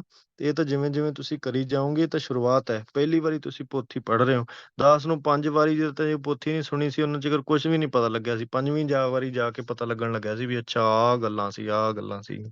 ਤਾਂ ਇਸ ਕਰਕੇ ਬਾਰੀ ਸੁਣਨੇ ਨਾਲ ਹੀ ਹੈ ਸਾਰਾ ਕੁਛ, ਹੌਲੀ ਹੌਲੀ ਪਤਾ ਲੱਗਣ ਲੱਗੂਗਾ। ਸਾਰੀ ਗੱਲ ਦਾਸ ਹੁਣ ਕਿੰਨੀ ਕੁ ਮਤਲਬ ਇੱਕ ਪਦ ਦੀ ਵੀ ਕਿੰਨੀ ਕੁ ਜ਼ਿਆਦਾ ਆਪਾਂ ਕਰੀ ਜਾਵਾਂਗੇ, ਪਰ ਜਿੰਨਾ ਤੁਸੀਂ ਪੁੱਛੋਗੇ ਉਹਦਾ ਫਾਇਦਾ ਹੈ। ਵੀ ਜੇ ਕਿਸੇ ਨੂੰ ਕੋਈ ਨਹੀਂ ਪਦ ਪਤਾ ਲੱਗਦਾ ਤਾਂ ਫਿਰ ਤੁਸੀਂ ਰੋਕ ਕੇ ਪੁੱਛੋ, ਤਾਂ ਦਾਸ ਦੱਸਣ ਦੀ ਕੋਸ਼ਿਸ਼ ਕਰੂਗਾ ਜਿੰਨਾ ਕੁ ਮੈਨੂੰ ਪਤਾ ਹੋਊਗਾ। ਤੇ ਨਹੀਂ ਤਾਂ ਜੇ ਕਿਸੇ ਹੋਰ ਨੂੰ ਪਤਾ ਹੋਊਗਾ ਇੰਨੇ ਜਾਣੇ ਆਪਾਂ ਕੋਈ ਹੋਰ ਦੱਸ ਦੂਗਾ।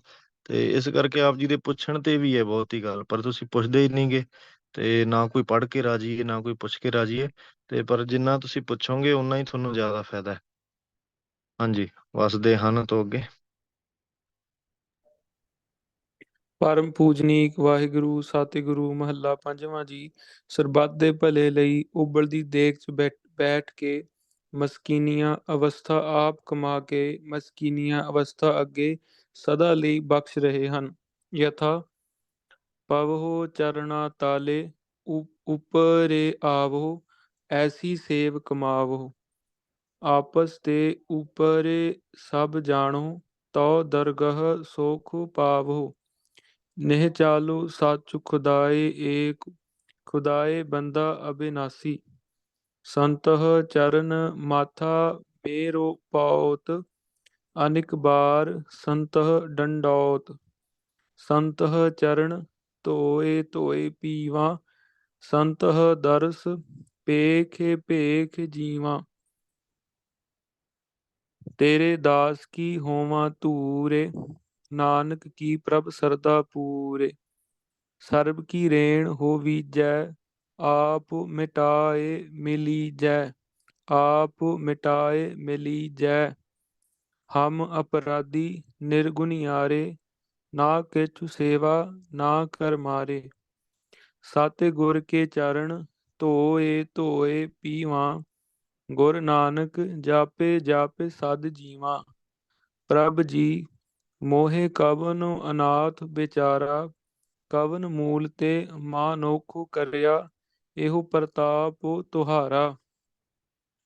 ਕਹੈ ਨਾਨਕ ਸਭ ਔਗਨ ਮੋਹ ਮੈਂ ਰਾਖ ਔਗਣ ਲਿਹੋ। ਔਗਣ ਹਾਂਜੀ। ਕਹੈ ਨਾਨਕ ਸਭ ਔਗਨ ਮੋਹ ਮੈਂ ਰਾਖ ਲਿਹੋ ਸਰਨਾਇਓ। ਜਾਤ ਕੁਲੀਨ ਸੇਵਕ ਜੇ ਹੋਏ ਤਾਕਾ ਕਹਿਣਾ ਕਹੋ ਨਾ ਕੋਏ। ਵਿੱਚ ਸਨਾਤੀ ਸੇਵਕ ਹੋਏ ਹਿੰਦੀ ਬੋਲਣ ਨਾਨਕ। ਦੀ ਕੋਸ਼ਿਸ਼ ਕਰੋ ਨਾ, ਨੱਕ 'ਚ ਬੋਲਿਆ ਕਰੋ ਸਨਾਤੀ। ਹਾਂਜੀ। ਵਿੱਚ ਸਨਾਤੀ ਸੇਵਕ ਹੋਏ ਨਾਨਕ ਪਣੀਆਂ ਪਹਿਰੈ ਸੋਏ। ਕਹੋ ਨਾਨਕ ਆਪ ਮਿਟਾਇਆ ਸਭ ਪਾਰ ਬ੍ਰਹਮੋ ਨਦਰੀ ਆਇਆ। ਸਾਧ ਕੀ ਸੋਭਾ ਆਤੇ ਮਸਕੀਨੀ ਗਰੀਬੀ ਗਦਾ ਹਮਾਰੀ। ਖੰਨਾ ਸਗਲ ਰੇਨੁ ਸ਼ਾਰੀ। ਵੱਡੇ ਵੱਡੇ ਅਹੰਕਾਰੀਆ ਨਾਨਕ ਆਹ ਗਰਭ। ਸ਼ੁਰੂ ਕਰਨਾ। ਆਹੰ ਆਹੰ ਐਂ ਕਰਕੇ ਬੋਲਣਾ ਅਹੰਕਾਰੀਆ। ਹਾਂਜੀ। ਵੱਡੇ ਵੱਡੇ ਅਹੰਕਾਰੀਆ ਨਾਨਕ ਗਰਭ ਗਲੇ। ਹੰਕਾਰੀ ਦੁਰਯੋਧਨ ਕੰਸ ਰਾਵਣ ਨੌ ਰੰਗੇ ਵਜੀਦੇ ਜੈਸੇ। ਵੱਡੇ ਵੱਡੇ ਅਹੰਕਾਰੀਆਂ ਹੰਕਾਰੀ ਹੰਕਾਰ ਕਰਕੇ ਗਰਭ ਹੰਕਾਰ ਚ ਹੀ ਗਲੇ ਹਨ। ਯਥਾ ਕਰੈ ਗੁਮਾਨੁ ਚੁਭ ਹੈ ਤਿਸ ਸੂਲਾ ਕੋ ਕਾਢਨ ਕਉ ਨਾਹੀ। ਅਜੈ ਸੋ ਚੋਭ ਕਉ ਬਿਲਲ ਬਿਲਾਤੇ ਨਰਕੇ ਘੋਰ ਪਚਾਹੀ। ਗਿਆਨ ਗਵਾਇਆ ਦੂਜਾ ਨਹੀਂ ਪਾਇਆ। ਤਾਂ ਨਹੀਂਗਾ ਗਿਆਨ ਗਿਆਨ ਨਹੀਂ ਗਵਾਇਆ। ਭਾਈ ਮੇਰੇ ਤੋਂ ਗਿਆਨ ਬੋਲਿਆ ਨਹੀਂ ਜਾਂਦਾ ਸਹੀ। ਤੇ ਸੁਣੋ ਤਾਂ ਸਹੀ।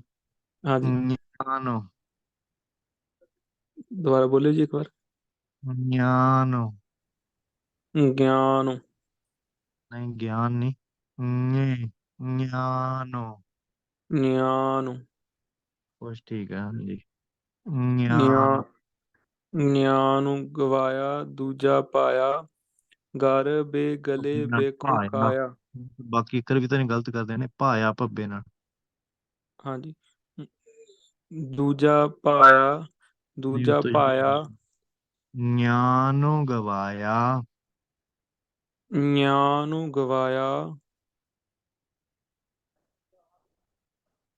ਦੂਜਾ ਪਾਇਆ ਗਰ ਬੇ ਗਲੇ ਬੇਖੁ ਖਾਇਆ। ਗੁਰ ਰਾਸੁ ਗੀਤ ਬਾਦ ਨਹੀਂ ਭਾਵੈ ਸੁਣੀਐ ਗਹਿਰ ਗੰਭੀਰੁ ਗਵਾਇਆ। ਜੋ ਗਰਬੈ ਸੋ ਪਚਸੀ ਪਿਆਰੇ ਜਾਪੇ ਨਾਨਕ ਭਗਤਿ ਸਮਾਹਾ। ਜੀ ਇਹ 42। ਤੋਂ ਅੱਗੇ ਕੋਈ ਹੋਰ ਪ੍ਰੇਮੀ ਪੜੂਗਾ ਜੀ। ਵਾਹਿਗੁਰੂ ਕਰੇ ਕਿਰਪਾ ਜਿਸ ਕੈ ਹਿਰਦੈ ਗਰੀਬੀ ਬਸਾਵੈ ਨਾਨਕ ਈਹਾ ਮੁਕਤੁ ਆਗੈ ਸੁਖ ਪਾਵੈ। ਤਨ ਤਨ ਸ੍ਰੀ ਗੁਰੂ ਨਾਨਕ ਦੇਵ ਗੁਰ ਸ਼ਬਦ ਰੂਪ ਸਤਿਗੁਰੂ ਗ੍ਰੰਥ ਸਾਹਿਬ ਜੀ ਫਰਮਾਉਂਦੇ ਹਨ, ਰਾਜ ਹੁਸਨ ਤਨ ਕੂਮ ਦਾ ਹੰਕਾਰ ਮੇਟ ਕੇ ਸਤਿਗੁਰੂ ਸਾਹਿਬ ਜੀ ਕਿਰਪਾ ਕਰਕੇ ਜਿਸ ਆਪਣੇ ਪਿਆਰੇ ਗੁਰਸੇਵਕ ਜੀ ਕੈ ਦੇ ਹਿਰਦੈ ਚ ਗਰੀਬੀ ਗਦਾ ਹਮਾਰੀ ਖੰਨਾ ਸਗਲ ਰੇਨੋ ਸ਼ਾਰੀ ਹਾਂਜੀ ਅਨੁਸਾਰ। ਇੱਥੇ ਰੁਕੋ ਇੱਕ ਮਿੰਟ। ਇਹ ਜਿਹੜੀ ਹੰਕਾਰ ਮੇਟ ਕੇ ਮਹਾਰਾਜ ਸੱਚੇ ਪਾਤਸ਼ਾਹ, ਹੰਕਾਰ ਕਾਹਦਾ ਹੁੰਦਾ? ਰਾਜ ਹੁਸਨ ਧਨ ਭੂਮ ਦਾ ਹੰਕਾਰ ਮੇਟ ਕੇ ਸਤਿਗੁਰੂ ਸਾਹਿਬ ਜੀ ਕਿਰਪਾ ਕਰਕੇ ਜਿਨ੍ਹਾਂ ਗੁਰਸੇਵਕਾਂ ਨੂੰ ਦੇ ਹਿਰਦੇ ਦੇ ਵਿੱਚ ਗਰੀਬੀ ਗਦਾ ਹਮਾਰੀ, ਗਦਾ ਹੁੰਦਾ ਸ਼ਸਤਰ, ਜਿਹੜਾ ਤੁਸੀਂ ਵੇਖਿਆ ਹੋਵੇ ਕਦੇ ਹਨੂੰਮਾਨ ਦੀ ਫੋਟੋ ਦੇਖੀ ਹੋਵੇ ਤੇ ਹਨੂੰਮਾਨ ਜੀ ਦੇ ਜਿਹੜੇ ਮੋਢੇ ਤੇ ਰੱਖਿਆ ਹੁੰਦਾ, ਤਾਂ ਉਹਨੂੰ ਗਦਾ ਕਹਿੰਦੇ। ਇਉਂ ਮਹਾਰਾਜ ਕਹਿੰਦੇ ਆ ਵੀ ਜਿਹੜਾ ਗਦਾ ਹੈ ਨਾ, ਜਿਹੜਾ ਗਰੀਬੀ ਹੈ ਨਾ, ਉਹ ਗਦਾ ਵਰਗਾ ਸ਼ਸਤਰ ਹੈ ਤੇ ਉਹ ਕੋਈ ਮਾਮੂਲੀ ਚੀਜ਼ ਨਹੀਂ। ਤੇ ਸਾਰਿਆਂ ਦੀ ਜਿਹੜਾ ਚਰਨ ਧੂਰ ਬਣਨਾ ਹੈ ਉਹ ਖੰਨਾ ਹੈ, ਖੰਨਾ ਸਮਝੋ ਵੀ ਖੰਡਾ ਹੈ। ਇਸ ਆਗੇ ਕੋ ਨਾ ਟਿਕਿਆ ਵਿਕਾਰੀ, ਇਹਨਾਂ ਦੇ ਅੱਗੇ ਵਿਕਾਰ ਨਹੀਂ ਟਿਕਦੇ ਜਿਹੜੇ ਸ਼ੁਭ ਗੁਣ ਨੇ ਵੱਡੇ। ਤਾਂ ਮਨ ਸਭ ਦੀ ਚਰਨ ਧੂੜ ਹੋ ਜਾਣਾ, ਤਾਂ ਫਿਰ ਕੋਈ ਕੌੜਾ ਬਚਨ ਕਵੇ ਉਹਦਾ ਕਦੇ ਗੁੱਸਾ ਨਹੀਂ ਲੱਗਣਾ। ਤਾਂ ਗਰੀਬੀ ਗਦਾ ਹਮਾਰੀ, ਮਨ ਗਰੀਬੀ ਚਲਿਆ ਜਾਣਾ। ਤਾਂ ਇਹ ਕਿਰਪਾ ਕਰਕੇ ਜਿਨ੍ਹਾਂ ਨੂੰ ਮਹਾਰਾਜ ਦਾਤ ਦਿੰਦੇ ਨੇ, ਕਾਰਿ ਕਿਰਪਾ ਜਿਸ ਕੈ ਹਿਰਦੈ ਗਰੀਬੀ ਵਸਾਵੈ, ਜਿਨ੍ਹਾਂ ਦੇ ਹਿਰਦੇ 'ਚ ਵਸਾ ਦਿੰਦੇ ਨੇ। ਇਹ ਬਹੁਤ ਵੱਡਾ ਸੱਚੇ ਪਾਤਸ਼ਾਹ ਦੀ ਬਖਸ਼ਿਸ਼ ਹੈ। ਅਨੁਸਾਰ ਸਰਬ ਵਿਆਪੀ ਮਹਾਵਿਸਮਾਦ ਅੰਤ ਕਲਾਵਾਨ, ਗਰੀਬੀ ਵਸਾ ਦਿੰਦੇ ਹਨ। ਹਾਂਜੀ।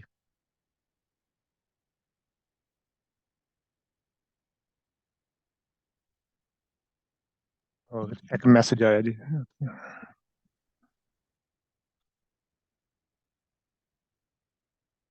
42 ਤੋਂ ਪਹਿਲਾਂ ਭੈਣ ਜੀ ਕਿ 42 ਤੋਂ ਬਾਅਦ ਵਾਲਾ? 42 ਤੋਂ ਬਾਅਦ 'ਚ ਵੀਰ ਜੀ, ਜਿਹੜਾ ਇਹ ਹੁਣੀ ਹੋਇਆ ਕਰ ਕਿਰਪਾ ਜਿਸ ਤੇ ਹਿਰਦੇ ਹਾਂਜੀ। ਗਰੀਬੀ ਵਸਾਵੈ ਜੀ। ਜਿਹੜੀ ਗਰੀਬੀ ਹੈ ਨਾ ਭੈਣ ਜੀ, ਇੱਕ ਗੱਲ ਜ਼ਰੂਰੀ ਹੈ ਸਾਰਿਆਂ ਲਈ ਸਮਝਣੀ, ਵੀ ਜਿਹੜਾ ਹੰਕਾਰ ਹੈ ਨਾ ਆਪਣਾ, ਤੇ ਇਹ ਹੰਕਾਰ ਨੂੰ ਜੇ ਕੋਈ ਚੀਜ਼ ਕੱਟ ਸਕਦੀ ਹੈ ਤਾਂ ਉਹ ਗਰੀਬੀ ਕੱਟ ਸਕਦੀ ਹੈ। ਤੇ ਗਰੀਬੀ ਹੁੰਦੀ ਹੈ ਨਿਮਰਤਾ, ਜਿਹਨੂੰ ਹਿਊਮਿਲਿਟੀ ਕਹਿੰਦੇ ਆ ਆਪਾਂ ਇੰਗਲਿਸ਼ ਦੇ ਵਿੱਚ। ਤਾਂ ਜਿੰਨਾ ਬੰਦਾ ਗਰੀਬ ਆਪਣੇ ਆਪ ਨੂੰ, ਇਉਂ ਨਹੀਂ ਇੱਕ ਤਾਂ ਬਾਹਰਲਾ ਜਿਹੜਾ ਗਰੀਬ ਹੁੰਦਾ ਜਿਹਨੂੰ ਆਪਾਂ ਕਹਿੰਦੇ ਹਾਂ ਵੀ ਗਰੀਬ ਹੈ, ਉਹਦੇ ਅੰਦਰ ਹੁੰਦਾ ਨਹੀਂ ਨਾ, ਉਹਦੇ ਕੋਲ ਧਨ ਨਹੀਂ ਹੁੰਦਾ। ਇੱਥੇ ਉਹ ਗਰੀਬ ਹੁੰਦਾ ਜਿਹਦੇ ਅੰਦਰ ਹੰਕਾਰ ਨਹੀਂ ਹੁੰਦਾ। ਤੇ ਕੋਈ ਕਿ ਜਿਸ ਦੇ ਅੰਦਰ, ਜਿਹੜੇ ਗੁਰਮੁਖ ਦੇ ਅੰਦਰ ਸਮਝ ਲਓ ਵੀ ਹੰਕਾਰ ਜਿੰਨਾ % ਘਟ ਗਿਆ ਨਾ, ਓਨੇ % ਉਹਦੀ ਨਿਮਰਤਾ ਗਰੀਬੀ ਵੱਧਦੀ ਜਾਂਦੀ ਹੈ। ਜਿਹਦੇ ਅੰਦਰ ਗਰੀਬੀ ਕਹਿ ਲਓ ਵੀ 70% ਹੋ ਗਈ, ਉਹਦਾ ਹੰਕਾਰ 30% ਰਹਿ ਗਿਆ। ਤੇ ਜਦੋਂ ਗਰੀਬੀ ਨਿਮਰਤਾ ਜਿਹੜੀ ਹੈ ਉਹ 100% ਹੋ ਗਈ ਤਾਂ ਹੰਕਾਰ ਜਮਾਂ ਖਤਮ ਹੋ ਗਿਆ। ਤਾਂ ਇਉਂ ਮਹਾਂਪੁਰਖਾਂ ਦੇ ਅੰਦਰ ਬਹੁਤ ਜ਼ਿਆਦਾ ਗਰੀਬੀ ਦੇ ਵਿੱਚ ਸਭ ਕੁਝ ਹੀ ਆ ਜਾਂਦਾ ਹੈ। ਗਰੀਬੀ 'ਚ ਸਹਿਨਸ਼ੀਲਤਾ ਵੀ ਆ ਜਾਂਦੀ ਹੈ। ਇੱਕ ਐਸਾ ਗੁਣ ਹੈ ਜਿਹਦੇ ਵਿੱਚ ਸਾਰੀਆਂ ਚੀਜ਼ਾਂ ਹੀ ਆ ਜਾਂਦੀਆਂ। ਤਾਂ ਫਿਰ ਕੋਈ ਕੌੜਾ ਬਚਨ ਕਵੇ ਤੇ ਉਹਦਾ ਗੁੱਸਾ ਨਹੀਂ ਲੱਗਦਾ। ਜਿਵੇਂ ਸੰਤ ਗਿਆਨੀ ਗੁਰਬਚਨ ਸਿੰਘ ਜੀ ਖਾਲਸਾ ਪਿੰਡਰਾਂ ਵਾਲੇ, ਤਾਂ ਉਹ ਗਰੀਬ ਬੰਦਾ ਉਹ ਹੁੰਦਾ ਹੈ, ਨਿਮਰਤਾ ਉਹਦੇ ਅੰਦਰ ਹੁੰਦੀ ਹੈ, ਜਿਹੜਾ ਵੱਡਾ ਨਹੀਂ ਬਣਦਾ, ਜਿਹੜਾ ਇਉਂ ਨਹੀਂ ਸੋਚਦਾ ਵੀ ਮੈਂ ਵੱਡਾ ਹਾਂ ਇਹਨਾਂ ਨਾਲੋਂ।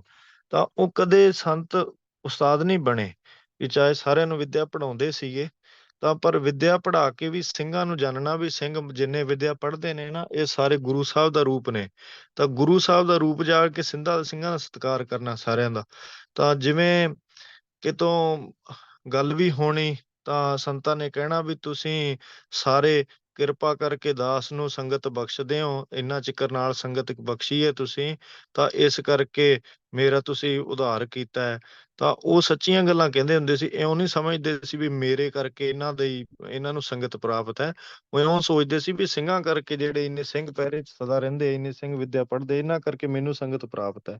ਚਾਹੇ ਮਹਾਂਪੁਰਖ ਬਹੁਤ ਵੱਡੇ ਸੀਗੇ, ਜਿਵੇਂ ਪਿੱਛੇ ਵੀ ਬਚਨ ਆਇਆ ਸੀ ਨਾ, ਬ੍ਰਹਮ ਗਿਆਨੀ ਆਪਣੇ ਜਿਵੇਂ ਮਨ ਦੇ ਵਿੱਚ ਸਦਾ ਹੀ ਨੀਵੇਂ ਹੁੰਦੇ ਆ, ਚਾਹੇ ਸਾਰਿਆਂ ਤੋਂ ਉੱਚੇ ਹੀ ਹੁੰਦੇ ਆ, ਪਰ ਮਨ ਦੇ ਵਿੱਚ ਸਦਾ ਹੀ ਨੀਵੇਂ ਰਹਿੰਦੇ ਆ। ਕਿਉਂਕਿ ਉਹਨਾਂ ਦਾ ਮਨ ਗਰੀਬੀ ਦੇ ਵਿੱਚ ਢਲ ਗਿਆ ਹੁੰਦਾ ਬਹੁਤ ਜ਼ਿਆਦਾ। ਤਾਂ ਮਹਾਂਪੁਰਖਾਂ ਨੇ ਸਦਾ ਹੀ ਕਹਿਣਾ ਵੀ ਤੁਸੀਂ ਸੰਗਤ ਬਖਸ਼ਿਸ਼ ਕਰਦੇ ਹੋ। ਇੱਕ ਤਾਂ ਹੈ ਨਾ ਆਪਾਂ ਬਾਹਰੋਂ ਉੱਤੋਂ ਕਹਿ ਵੀ ਤੁਸੀਂ ਜੀ ਸਾਡੀ ਮਿਹਰਬਾਨੀ ਕੀਤੀ, ਤੁਸੀਂ ਕਲਿਆਣ ਕੀਤੇ। ਉਹ ਮਹਾਂਪੁਰਖਾਂ ਦੇ ਮਨ ਦੇ ਵਿੱਚ ਸੱਚੀ ਭਾਵਨਾ ਹੁੰਦੀ ਹੈ। ਉਹ ਇਕੱਲਾ ਕਹਿਣ ਮਾਤਰ ਨਹੀਂ ਹੁੰਦਾ ਵੀ ਤੁਸੀਂ ਸਿੰਘਾਂ ਨੇ ਜਿਹੜੀ ਹੈ ਤੁਹਾਡੇ ਸਿੰਘਾਂ ਦੇ ਆਉਣੇ ਕਰਕੇ ਕੰਮ ਹੋ ਗਿਆ। ਤਾਂ ਇਸ ਕਰਕੇ ਮਹਾਂਪੁਰਖਾਂ ਦਾ ਜਿਹੜਾ ਮਨ ਹੁੰਦਾ ਹੈ, ਉਹ ਵੱਡਾ ਨਹੀਂ ਬਣਨ ਦੀ ਕਦੇ ਇੱਛਾ ਰੱਖਦਾ। ਉਹ ਵਡਿਆਈ ਨਹੀਂ ਚਾਹੁੰਦਾ ਹੁੰਦਾ ਆਪਣੀ ਵੀ ਮੇਰੀ ਸ਼ੋਭਾ ਹੋਵੇ, ਮੇਰੀ ਵਡਿਆਈ ਹੋਵੇ। ਇਉਂ ਇਹ ਗਰੀਬੀ ਹੁੰਦੀ ਹੈ ਹਿਰਦੇ ਦੀ, ਜਿਹੜਾ ਵੱਡਾ ਨਾ ਬਣਨਾ। ਤੇ ਜਿਹੜਾ ਹੰਕਾਰ ਨੂੰ ਕੱਟਦੀ ਹੈ, ਗਰੀਬੀ ਕੱਟਦੀ ਹੈ। ਤਾਂ ਜਿਨ੍ਹਾਂ ਦੇ ਹਿਰਦੇ ਦੇ ਵਿੱਚ ਸੰਗਤ ਕਰਨੇ ਕਰਕੇ, ਸੇਵਾ ਕਰਨੇ ਕਰਕੇ, ਨਾਮ ਜਪਣੇ ਕਰਕੇ ਮਨ ਨੀਵਾਂ ਹੋਈ ਜਾਂਦਾ, ਨੀਵਾਂ ਹੋਈ ਜਾਂਦਾ ਜਿੰਨਾ, ਉਹਨਾਂ ਭਾਵ ਹਿਰਦੇ 'ਚ ਗਰੀਬੀ ਵਧੀ ਜਾਂਦੀ ਹੈ, ਵਧੀ ਜਾਂਦੀ ਹੈ। ਇਹ ਗੁਰਸਿੱਖੀ ਦੇ ਵਿੱਚ ਹੀ ਵੱਡੀ ਚੀਜ਼ ਹੈ ਗਰੀਬੀ ਦਾਤ, ਨੌ ਨਿਧ ਨਾਮ ਗਰੀਬੀ ਪਾਈ। ਤਾਂ ਉਹ ਜਦੋਂ ਸਤਿਗੁਰੂ ਸੱਚੇ ਪਾਤਸ਼ਾਹ ਜੀ ਬਾਬਾ ਪੈਦਾ ਸੱਚਖੰਡ, ਨੌ ਨਿਧ ਨਾਮ ਗਰੀਬੀ ਪਾਈ। ਸੱਚੇ ਪਾਤਸ਼ਾਹ ਗਏ ਨੇ ਨਾ ਸੱਚਖੰਡ, ਤਾਂ ਉੱਥੋਂ ਸਿੱਖਾਂ ਵਾਸਤੇ ਨੌ ਨਿਧੀਆਂ ਖਜ਼ਾਨੇ ਭਾਈ ਗੁਰਦਾਸ ਜੀ ਲਿਖਦੇ ਵੀ ਉਹ ਸਭ ਕੁਝ ਲੈ ਕੇ ਆਏ ਹੈ, ਸੱਚਖੰਡ ਤੋਂ ਲੈ ਕੇ ਆਏ ਹੈ। ਨੌ ਨਿਧੀਆਂ ਲੈ ਕੇ ਆਏ, ਖਜ਼ਾਨੇ ਲੈ ਕੇ ਆਏ, ਜਾਂ ਨੌ ਨਿਧ ਨਾਮ ਲੈ ਕੇ ਆਏ। ਤੇ ਦੂਸਰਾ ਜਿਹੜਾ ਹੈ ਉਹ ਗਰੀਬੀ ਲੈ ਕੇ ਆਏ ਹੈ। ਤਾਂ ਗਰੀਬੀ ਜਿਹੜੀ ਸਾਰੀ ਹੈ ਉਹ ਸਤਿਗੁਰੂ ਸੱਚੇ ਪਾਤਸ਼ਾਹ ਜੀ ਕੋਲ ਹੀ ਹੈ। ਬਾਕੀ ਜਿਹੜੇ ਪਿੱਛੇ ਵੀ ਆਇਆ ਨਾ ਬਚਨ ਵੀ ਸਿੱਖਾਂ ਨੂੰ ਵਡਿਆਈ ਦਿੱਤੀ ਹੈ, ਕਿਉਂਕਿ ਗੁਰੂ ਸਾਹਿਬ ਆਪ ਹੀ ਨਹੀਂ ਵੱਡੇ ਬਣੇ ਕੁਛ, ਤਾਂ ਸਿੱਖਾਂ ਨੂੰ ਉਸਤਤ ਕਰਦੇ ਰਹੇ, ਸਿੱਖਾਂ ਨੂੰ ਵਡਿਆਈ ਦਿੱਤੀ ਹੈ। ਤਾਂ ਜੇ ਮਹਾਰਾਜ ਆਪ ਬਣੇ ਹੁੰਦੇ ਕੁਛ, ਤਾਂ ਫਿਰ ਸਿੱਖ ਵੀ ਬਣ ਕੇ ਬਹਿੰਦੇ। ਇਉਂ ਜਿਹੜੇ ਗੁਰਸਿੱਖ ਹੁੰਦੇ ਆ ਉਹ ਸਦਾ ਹੀ ਮਨ ਦੇ ਵਿੱਚ ਨੀਵੇਂ ਰਹਿੰਦੇ। ਜੀ ਲੱਗੀ ਸਮਝ ਗਰੀਬੀ ਦੀ? ਹਾਂਜੀ ਭਾਜੀ, ਸਹੀ ਮੈਂ ਸਿਰ ਤੇ ਮਾਰੀ ਜਾਂਦੀ ਆ, ਵੀਡੀਓ ਨਹੀਂ ਆਉਣ। ਹਾਂਜੀ ਗੁਰਪ੍ਰਸਾਦ। ਤੇ ਮੇਨ ਇਹਦੇ ਵਿੱਚ ਸਤਿਗੁਰਾਂ ਨੇ ਇਹ ਦੱਸਿਆ ਵੀ ਜਿਹਨਾਂ ਦੇ ਹਿਰਦੇ 'ਚ ਗਰੀਬੀ ਵਸ ਜਾਂਦੀ ਹੈ, ਤਾਂ ਗਰੀਬੀ ਦਾ ਗੁਣ ਜਿਹੜਾ ਵੱਡਾ ਹੈ। ਤਾਂ ਜਿਵੇਂ ਜਿਵੇਂ ਸੰਗਤ ਕਰਦੇ ਆ ਉਵੇਂ ਉਵੇਂ ਪਤਾ ਲੱਗਦਾ ਹੈ ਜੀ। ਚਲੋ ਜੀ ਫਿਰ ਪੜ੍ਹੋ ਅੱਗੇ। ਉਹ ਇਹਾ ਇਸ ਲੋਕ 'ਚ ਮਹਾਂ ਪਾਪਾਂ ਔਗਣਾਂ ਵਿਕਾਰਾਂ ਤੋਂ ਮੁਕਤ ਛੁਟਕਾਰ ਵਾਹਿਗੁਰੂ ਜੀ ਦੇ ਆਗੇ ਸਨਮੁਖ ਅੰਮ੍ਰਿਤ ਬ੍ਰਹਮਾਨੰਦ ਰਸ ਦਾ ਸਦਾ ਸੁਖ ਪਾਉਂਦਾ ਹੈ। ਧੰਨ ਵਾਹਿਗੁਰੂ ਤਰਿਨ ਗਗਨ ਨਵਖੰਡ ਮਹਿ ਜੋਤ ਸਵਰੂਪੀ ਰਹਿਓ ਪਾਰੇ ਪਾਨੇ ਮਥੁਰਾ ਅਛੁਪੇਦ ਨਹੀਂ ਗੁਰੂ ਅਰਜੁਨ ਪ੍ਰਤੱਖ ਹਰਿ। ਪਰਮ ਪੂਜਨੀਕ ਸਾਹਿਬ ਮਹੱਲੇ ਪੰਜਵੇਂ ਜੀ ਦੀ ਇਸ ਪਰਮ ਪਵਿੱਤਰ ਪਰਮ ਪੂਜਨੀਕ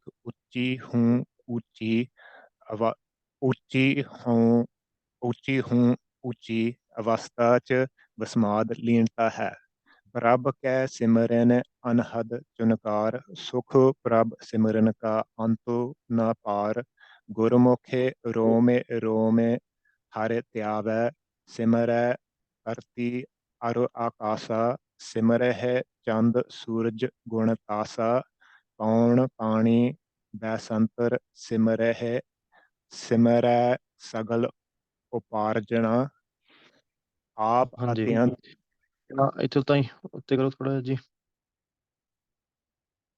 ਮਾਰੇ ਬਚਨ ਕਿਆ ਹੈ ਵੀ ਜਿਹੜੇ ਗੁਰਮੁਖਾਂ ਦੇ ਹਿਰਦੇ 'ਚ ਗਰੀਬੀ ਵਸਾ ਦਿੰਦੇ ਉਹ ਇਹਾਂ ਨਾਨਕ ਇਹਾਂ ਮੁਕਤ ਆਗੈ ਸੁਖ ਪਾਵੈ। ਇਹਾਂ ਭਾਵੇਂ ਇਸ ਲੋਕ ਦੇ ਵਿੱਚ ਮਾਂ ਪਾਪਾਂ ਔਗਣਾਂ ਵਿਕਾਰਾਂ ਤੋਂ ਮੁਕਤ ਛੁਟਕਾਰ ਵਾਹਿਗੁਰੂ ਜੀ ਦੇ ਆਗੈ ਸਨਮੁਖ ਅੰਮ੍ਰਿਤ ਬ੍ਰਹਮਾਨੰਦ ਰਸ ਦਾ ਸਦਾ ਸੁਖ ਪਾਉਂਦੇ ਹੈ। ਤਾਂ ਸੁਖ ਪਾਉਣ ਦਾ ਭਾਵ ਵਾਹਿਗੁਰੂ ਮੁਕਤ ਦਾ ਅਰਥ ਸਮਝ ਲੈਣਾ ਜੀ। ਤਾਂ ਮੁਕਤ ਦਾ ਅਰਥ ਹੁੰਦਾ ਛੁੱਟ ਜਾਣਾ। ਤਾਂ ਉਹ ਕਿਹਨਾਂ ਤੋਂ ਛੁੱਟਣਾ ਹੈ? ਮਹਾਂ ਪਾਪਾਂ ਔਗਣਾਂ ਵਿਕਾਰਾਂ ਤੋਂ। ਜਦੋਂ ਆਪਾਂ ਕਹਿੰਦੇ ਹਾਂ ਵੀ ਸਾਨੂੰ ਮੁਕਤੀ ਚਾਹੀਦੀ ਹੈ, ਤਾਂ ਮੁਕਤੀ ਚਾਹੀਦੀ, ਮੁਕਤੀ ਦਾ ਮਤਲਬ ਹੁੰਦਾ ਛੁੱਟ ਜਾਣਾ। ਤਾਂ ਛੁੱਟਣਾ ਕਿਹਨਾਂ ਤੋਂ ਹੁੰਦਾ? ਵਿਕਾਰਾਂ ਤੋਂ ਛੁੱਟਣਾ ਹੁੰਦਾ ਜਿਹੜਾ ਆਪਾਂ ਨੂੰ ਚੁੰਬੜੇ ਹੋਏ ਹੈ, ਤੇ ਪਾਪਾਂ ਤੋਂ ਛੁੱਟਣਾ ਹੁੰਦਾ ਜਿਹੜੇ ਆਪਾਂ ਪਾਪ ਕਰਦੇ ਹਾਂ, ਔਗਣਾਂ ਤੋਂ ਛੁੱਟਣਾ ਹੁੰਦਾ ਜਿਹੜੇ ਆਪਣੇ ਅੰਦਰ ਔਗਣ ਨੇ। ਤਾਂ ਇਉਂ ਇਹਨਾਂ ਤੋਂ ਛੁੱਟ ਜਾਣਾ ਹੀ ਸੁਖੀ ਹੋਣਾ ਹੈ। ਤਾਂ ਇਸ ਲੋਕ ਦੇ ਵਿੱਚ ਜਿਹੜਾ ਛੁੱਟ ਗਿਆ ਸਮਝੋ ਉਹ ਸੱਚੇ ਪਾਤਸ਼ਾਹ ਜੀ ਦੀ ਬਖਸ਼ਿਸ਼ ਹੋ ਗਈ ਉਹਦੇ ਤੇ। ਹਾਂਜੀ ਅੱਗੇ ਪੜ੍ਹੋ ਜੀ ਜਿੱਥੋਂ ਛੱਡਿਆ ਸੀ। ਬਾਕੀ ਸਾਰਾ ਤਾਂ ਇਸ ਤਰ੍ਹਾਂ ਹੀ ਹੈ, ਬਚਨ ਨੇ ਬਾਣੀ ਹੈ ਤੇ ਉਹ ਤਾਂ ਹੌਲੀ ਹੌਲੀ ਸਮਝ ਪਊਗੀ। ਆਪ ਅਤਿਅੰਤ ਹੀ ਗਰੀਬੀ ਕਮਾ ਕੇ ਸੰਸਾਰ ਨੂੰ ਗੁਰਬਾਣੀ ਬਖਸ਼ ਕੇ ਸਭ ਨੂੰ ਸਦਾ ਲਈ ਗਰੀਬੀ ਬਖਸ਼ੀ ਹੈ। ਜਥਾ ਹਮ ਗਰੀਬ ਮਸਕੀਨ ਪ੍ਰਭ ਤੇਰੇ, ਹਰੇ ਰਾਖੂ ਰਾਖੂ ਹਰੇ ਰਾਖੋ ਰਾਖੋ ਵੱਡ ਵਡਾਹੇ। ਬ੍ਰਹਮ ਗਿਆਨੀ ਸਗਲ ਕੀ ਰੀਨਾ, ਆਤਮ ਰਸ ਬ੍ਰਹਮ ਗਿਆਨੀ ਚੀਨਾ। ਸਾਧ ਬਾਲ ਕੀ ਉਪਦੇਸ਼ ਕਰਦੇ ਹੁੰਦੇ ਹੋ ਆਪ ਜੀ? ਬਾਲ ਉਪਦੇਸ਼ ਕਰਦੇ ਹੁੰਦੇ ਹੋ? ਹਾਂਜੀ, ਉੱਥੇ ਸ਼ਹੀਦੀ ਜਾਪ ਤਾਈਂ ਆ ਗਏ ਜੀ, ਇਹ ਪਹਿਲੀ ਸ਼ੁਰੂ ਹੀ ਵਾਰੀ? ਕੀਤੀ। ਉਹ ਤਾਂ ਇਕੱਠੇ 5 ਵਾਰੀ ਕਰਾਉਂਦੇ, ਕਲਾਸ ਹੁੰਦੀ ਆ ਜਿਹੜੀ, ਫਿਰ ਹਾਲੇ ਥੋੜਾ ਜਿਹਾ ਕੰਮ ਕਰਨਾ ਦਾ ਕਾਫੀ। ਨਹੀਂ, ਕਿਹੜੀ ਕਲਾਸ ਹੁੰਦੀ ਹੈ 5 ਵਾਰੀ ਇਕੱਠਾ ਕਰਾਉਂਦੇ ਨੇ? ਉਹ ਜਿਹੜੀ ਬਾਲ ਉਪਦੇਸ਼ ਦੀ ਸੰਡੇ ਕਲਾਸ ਹੁੰਦੀ ਆ, ਫਿਰ ਥੋੜੀ ਜਿਹੀ ਜਿਵੇਂ ਹੋੜਾ ਉਹ ਕਨੋੜਾ। ਕਰਦੇ ਹੋ? ਉਹ ਗੁਰਸੇਵਕ ਡਾਕਟਰ ਕਾਮ ਸਿੰਘ ਕਰਦੇ ਆ। ਹਾਂਜੀ ਹਾਂਜੀ, ਮੈਂ ਸਮਝ ਗਿਆ। ਹਾਂਜੀ। ਹਾਂਜੀ। ਪਰ ਆਪ ਜੀ ਨੇ ਆਪ ਕਰਨਾ ਸ਼ੁਰੂ ਕੀਤਾ ਆਡੀਓ ਲਾ ਕੇ, ਜਾਂ ਉਹਨਾਂ ਨਾਲ ਹੀ ਕਰਦੇ ਹੁੰਦੇ ਬਸ? ਉਹ ਆਪ ਵੀ ਥੋੜਾ ਜਿਹਾ ਕਰ ਲਈਦਾ ਯਾਰ। ਹਾਂਜੀ। ਠੀਕ ਹੈ ਜੀ, ਚਲੋ ਗੁਰਪ੍ਰਸਾਦ। ਪਰ ਪੜ੍ਹਿਆ ਕਰੋ, ਤੁਹਾਡਾ ਪੜ੍ਹ ਕੇ ਅਭਿਆਸ ਹੋਊਗਾ ਨਾ। ਵੈਸੇ ਤੁਸੀਂ ਸੰਥਾ ਕਰਦੇ ਹੋ, ਕਰਨਵੀਰ ਸਿੰਘ ਕੋਲ ਕਰਦੇ ਹੋ? ਸੰਥਿਆ ਤਾਂ ਕੋਈ ਕੀਤੀ ਨਹੀਂ, ਉਹ ਬਾਲ ਉਪਦੇਸ਼ ਹੀ ਸਟਾਰਟ ਕੀਤੀ।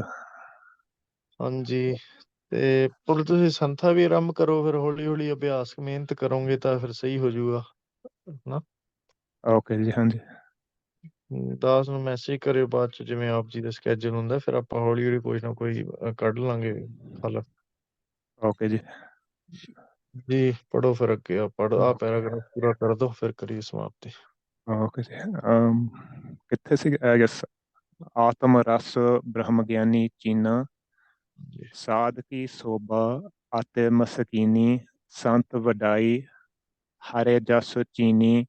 ਬ੍ਰਹਮ ਗਿਆਨੀ ਕੈ ਗਰੀਬੀ ਸਮਾਹਾ, ਬ੍ਰਹਮ ਗਿਆਨੀ ਪਰਉਪਕਾਰ ਉਮਾਹਾ। ਮਿਟੇ ਗੇ ਬੈਰ ਤੇ ਸਭ ਰੇਨ, ਅੰਮ੍ਰਿਤ ਨਾਮ ਸਾਧ ਸੰਗੇ ਲੈਨ। ਮੋਹੇ ਗਰੀਬ ਕਉ ਲੇਹੋ ਰਲਾਏ, ਨਾਨਕ ਆਏ ਤੇ ਸਰਣਾਏ। ਆਪਣੇ ਠਾकुर ਕੀ ਹਉ ਚੇਰੀ, ਚਰਨ ਗਹਿ ਜਗ ਜੀਵਨ ਪ੍ਰਭ ਕੇ, ਹਉਮੈ ਮਾਰੇ ਨਿਬੇਰੀ। ਜੀ ਗੁਰਪ੍ਰਸਾਦ। ਹਉਮੈ ਮਾਰੇ ਨਿਬੇਰੀ, ਤਾਂ ਲਾਸਟ ਤੁਕ ਦੇ ਅਰਥ ਕਰ ਲੈਨੇ। ਚਰਨ ਆਪਣੇ ਠਾकुर ਕੀ ਹਉ ਚੇਰੀ, ਚਰਨ ਗਹੇ ਜਗ ਜੀਵਨ ਪ੍ਰਭ ਕੇ, ਹਉਮੈ ਮਾਰੇ ਨਿਬੇਰੀ। ਤਾਂ ਸੱਚੇ ਪਾਤਸ਼ਾਹ ਜੀ ਕਹਿੰਦੇ ਹੈ, ਗੁਰੂ ਨਾਨਕ ਦੇਵ ਜੀ ਸਾਰੰਗ ਰਾਗ ਦੇ ਵਿੱਚ, ਪਹਿਲਾ ਸ਼ਬਦ ਹੈ ਸਾਰੰਗ ਰਾਗ ਦਾ। ਸੱਚੇ ਪਾਤਸ਼ਾਹ ਕਹਿੰਦੇ ਵੀ ਚਰਨ ਗਹੇ ਜਗ ਜੀਵਨ ਪ੍ਰਭ ਕੇ। ਜਗਤ ਦੇ ਜੀਵਨ ਰੂਪ ਪ੍ਰਭ ਪ੍ਰਕਾਸ਼ ਸਰੂਪ ਮਹਾਰਾਜ ਜੀ ਦੇ ਜਦੋਂ ਚਰਨ ਗਹੇ ਪਕੜੇ ਆ ਨਾ, ਤਾਂ ਚਰਨ ਗੁਰ ਸ਼ਬਦ ਵੀ ਹੁੰਦੇ ਆ, ਪ੍ਰਤੱਖ ਚਰਨ ਵੀ ਉਹ ਫੜੇ ਆ, ਤਾਂ ਸਤਿਗੁਰਾਂ ਨੇ ਕਿਰਪਾ ਕਰਕੇ ਅੰਦਰੋਂ ਹਉਮੈ ਮਾਰੇ ਨਿਬੇਰੀ, ਅੰਦਰੋਂ ਹਉਮੈ ਮਾਰ ਕੇ ਨਿਬੇੜ ਦਿੱਤੀ ਹੈ। ਇਹ ਸਦਾ ਯਾਦ ਰੱਖਿਓ ਬਈ ਹਉਮੈ ਮਾਰ ਕੇ ਨਿਬੇੜਨਾ ਇਹ ਮਹਾਰਾਜ ਦੇ ਹੱਥ ਹੈ, ਆਪਣੇ ਹੱਥ ਨੀ ਗਾ। ਆਪਣੇ ਹੱਥ ਇਹ ਹੈ ਵੀ ਆਪਾਂ ਸੇਵਾ ਕਰ ਸਕਦੇ ਹਾਂ, ਅਰਦਾਸ ਕਰ ਸਕਦੇ ਹਾਂ, ਭਜਨ ਬੰਦਗੀ ਚ ਲੱਗ ਸਕਦੇ ਹਾਂ, ਚਾਹੇ ਉਹ ਵੀ ਕਿਰਪਾ ਕਰਕੇ ਹੀ ਹੁੰਦਾ ਹੈ। ਪਰ ਇਹ ਚੋਂ ਕੁਛ ਨਾ ਕੁਛ ਆਪਣੇ ਹੱਥ ਵੀ ਆਪਾਂ ਨੂੰ ਮਹਾਰਾਜ ਨੇ ਆਗਿਆ ਕੀਤੀ ਹੈ ਲੱਗਣ ਵਾਸਤੇ। ਤਾਂ ਹਉਮੈ ਮਾਰੇ ਨਿਬੇਰੀ, ਸੱਚੇ ਪਾਤਸ਼ਾਹ ਨੇ ਕਿਰਪਾ ਕਰਕੇ ਹਉਮੈ ਮਾਰ ਕੇ ਨਿਬੇੜਤੀ ਹੈ। ਤੇ ਅੱਗੋਂ 43 ਨੰਬਰ ਤੋਂ ਆਰੰਭ ਕਰ ਲਾਂਗੇ ਜੀ। ਯਾਦ ਰੱਖਿਓ, ਕੋਈ ਪ੍ਰੇਮੀ ਗਰੁੱਪ 'ਚ ਮੈਸੇਜ ਕਰ ਦਿਓ, ਫਿਰ ਆਪਾਂ ਸੋਚੀ ਜਾਂਦੇ ਹੁੰਦੇ ਹਾਂ ਵੀ ਕਿੱਥੋਂ ਸ਼ੁਰੂ ਕਰਨਾ ਸੀਗਾ। ਤੇ ਨੈਕਸਟ ਵੀਕ ਮਿਲਦੇ ਹਾਂ। ਦਾਸ ਦੀਆਂ ਭੁੱਲਾਂ ਦੀ ਆਪ ਜੀ ਮਾਫੀ ਦਿਓ। ਤੇ ਮੈਂ ਪਹਿਲਾਂ ਥੋੜੇ ਟਾਈਮ ਵੇਸਟ ਕਰਦਾ ਰਹਿੰਦਾ 10-15 ਮਿੰਟ ਸ਼ੁਰੂ ਵਾਲੇ, ਤੇ ਮੈਂ ਅਗਲੇ ਗੇੜੇ ਪਹਿਲਾਂ ਹੀ ਫਿਗਰ ਆਊਟ ਕਰਕੇ ਰੱਖੂੰਗਾ ਕਿ ਇਹਦਾ ਲਿੰਕ ਵਗੈਰਾ ਜੋ ਵੀ ਚੱਲੇ ਸਹੀ ਤਰ੍ਹਾਂ ਇਹ ਰਿਕਾਰਡ ਹੋਵੇ। ਤੇ ਹਾਂਜੀ, ਕਿਸੇ ਪ੍ਰੇਮੀ ਨੂੰ ਕੋਈ ਸਵਾਲ ਹੋਵੇ ਤਾਂ ਜ਼ਰੂਰ ਦੱਸੋ ਜੀ। ਵਿੱਚ ਪਿੱਛੇ ਮੈਂ ਸੀ ਨਾ ਭੂਮ, ਉਹ ਜਿਵੇਂ ਜ਼ਮੀਨ ਵਗੈਰਾ ਹੁੰਦੀ ਆ। ਹਾਂਜੀ, ਭੂਮ ਜ਼ਮੀਨ ਨੂੰ ਕਹਿੰਦੇ ਆ। ਰਾਜ ਦਾ ਹੁਸਨ ਰੂਪ ਹੁੰਦਾ ਹੈ ਵੀ ਮੈਂ ਬੜਾ ਸੋਹਣਾ ਹੈ। ਧਨ ਜਿਹਦੇ ਕੋਲ ਧਨ ਹੋਊਗਾ ਨਾ, ਉਹ ਕਹਿੰਦਾ ਨਾ, ਉਹ ਤੁਕ ਹੁੰਦੀ ਨਾ, ਇਹ ਅਖੀਰਲੀ ਤੁਕ ਹੈ। ਪਹਿਲੀ ਅਸ਼ਟਪਦੀ ਕਿਹੜੀ ਅਸ਼ਟਪਦੀ ਹੈ? 11ਵੀਂ ਕਿ 12ਵੀਂ? ਨਹੀਂ 12ਵੀਂ ਨਹੀਂ, 11ਵੀਂ ਹੈ ਨਾ। 11ਵੀਂ ਅਸ਼ਟਪਦੀ ਦੀ ਪਹਿਲੀ ਤੁਕ ਹੈ ਇਹ, 10ਵੀਂ ਤੱਕ ਤੋਂ ਬਾਅਦ। ਤੇ ਉਹ ਪਹਿਲੀ ਪੌੜੀ ਦੀ ਅਖੀਰਲੀਆਂ ਤੁਕਾਂ ਨੇ ਦੋ। ਕਾਰੇ ਕਿਰਪਾ ਜਿਸ ਕੈ ਹਿਰਦੈ ਗਰੀਬੀ ਵਸਾਵੇ, ਨਾਨਕੀ ਹਮ ਮੁਖ ਤੋਂ ਆਗਿਆ ਸੋਖ ਪਾਵੇ। ਤਾਂ ਉੱਥੇ ਸ਼ੁਰੂ ਹੁੰਦਾ ਜਦੋਂ, ਤਾਂ ਉਹਦੇ ਵਿੱਚ ਆਉਂਦਾ ਨਾ, ਧਨ ਭੂਮਿਕਾ ਜੋ ਕਰਿਆ ਗੁਮਾਨ, ਤਾਂ ਉੱਥੋਂ ਆਰੰਭ ਹੁੰਦੀ ਹੈ ਨਾ ਇਹ, ਤਾਂ ਉੱਥੋਂ ਇਹ ਸਾਰਾ ਕੁਝ ਉਹਦੇ ਵਿੱਚ ਆਇਆ, ਰਾਜ, ਹੁਸਨ, ਧਨ, ਭੂਮ ਦਾ ਹੰਕਾਰ ਮਿਟ ਕੇ। ਅਤੇ ਜੀ ਵਾਹਿਗੁਰੂ। ਠੀਕ ਹੈ ਜੀ, ਬੁਲਾਈਏ ਫਤਿਹ ਫਿਰ। ਕਿਸੇ ਹੋਰ ਪ੍ਰੇਮੀ ਨੂੰ ਕੁਝ ਪੁੱਛਣਾ ਹੈ, ਦੱਸਣਾ ਹੈ? ਪਤਾ ਨਹੀਂ, ਮੈਨੂੰ ਲੱਗਦਾ ਜਿਹੜੇ ਬੰਦੇ 8:30 ਦਾ ਮੈਸੇਜ ਕਰਦੇ ਸੀ ਉਹਨਾਂ ਚੋਂ ਤਾਂ ਕੋਈ ਵੀ ਨਹੀਂ ਆਉਂਦਾ ਕਲਾਸ ਦੇ ਵਿੱਚ। ਕੋਈ ਨਾਮ ਤਾਂ ਦੇਖਦਾ ਨਹੀਂ ਮੈਨੂੰ ਜਿਨ੍ਹਾਂ ਨੇ ਉੱਥੇ ਵੋਟ ਕੀਤਾ ਸੀ 8:30 ਦੇ ਵਾਸਤੇ। ਪਰ ਚਲੋ, ਜਿਵੇਂ ਮਹਾਰਾਜ ਦੀ ਇੱਛਾ ਹੈ। ਅਗਲੇ ਵਾਰੀ ਇੱਕ ਹਫ਼ਤਾ ਹੋਰ ਦੇਖ ਲਾਂਗੇ, ਸ਼ਾਇਦ ਉਹ ਆਉਂਦੇ ਆ ਜਾਂ ਫਿਰ। ਹਾਂਜੀ, ਆਪ ਜੀ ਦੇਖਦੇ ਹੋ, ਤੁਸੀਂ ਹੱਥ ਖੜਾ ਕਰ ਰਹੇ ਹੋ। ਹਾਂਜੀ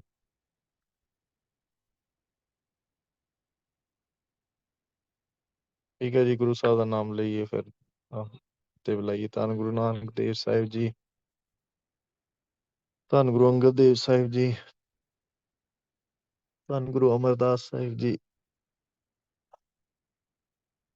ਧੰਨ ਗੁਰੂ ਰਾਮਦਾਸ ਸਾਹਿਬ ਜੀ, ਧੰਨ ਗੁਰੂ ਅਰਜਨ ਦੇਵ ਸਾਹਿਬ ਜੀ, ਧੰਨ ਗੁਰੂ ਹਰਗੋਬਿੰਦ ਸਾਹਿਬ ਜੀ, ਧੰਨ ਗੁਰੂ ਹਰਿਰਾਏ ਸਾਹਿਬ ਜੀ, ਧੰਨ ਗੁਰੂ ਹਰਿਕ੍ਰਿਸ਼ਨ ਸਾਹਿਬ ਜੀ, ਧੰਨ ਗੁਰੂ ਤੇਗ ਬਹਾਦਰ ਸਾਹਿਬ ਜੀ, ਧੰਨ ਗੁਰੂ ਗੋਬਿੰਦ ਸਿੰਘ ਸਾਹਿਬ ਜੀ, ਧੰਨ ਗੁਰੂ ਗ੍ਰੰਥ ਸਾਹਿਬ ਜੀ। ਅਸੰਖ ਖਤੇ ਖਿਨ ਬਖਸ਼ਨਹਾਰਾ, ਨਾਨਕ ਸਾਹਿਬ ਸਦਾ ਦਇਆਰਾ।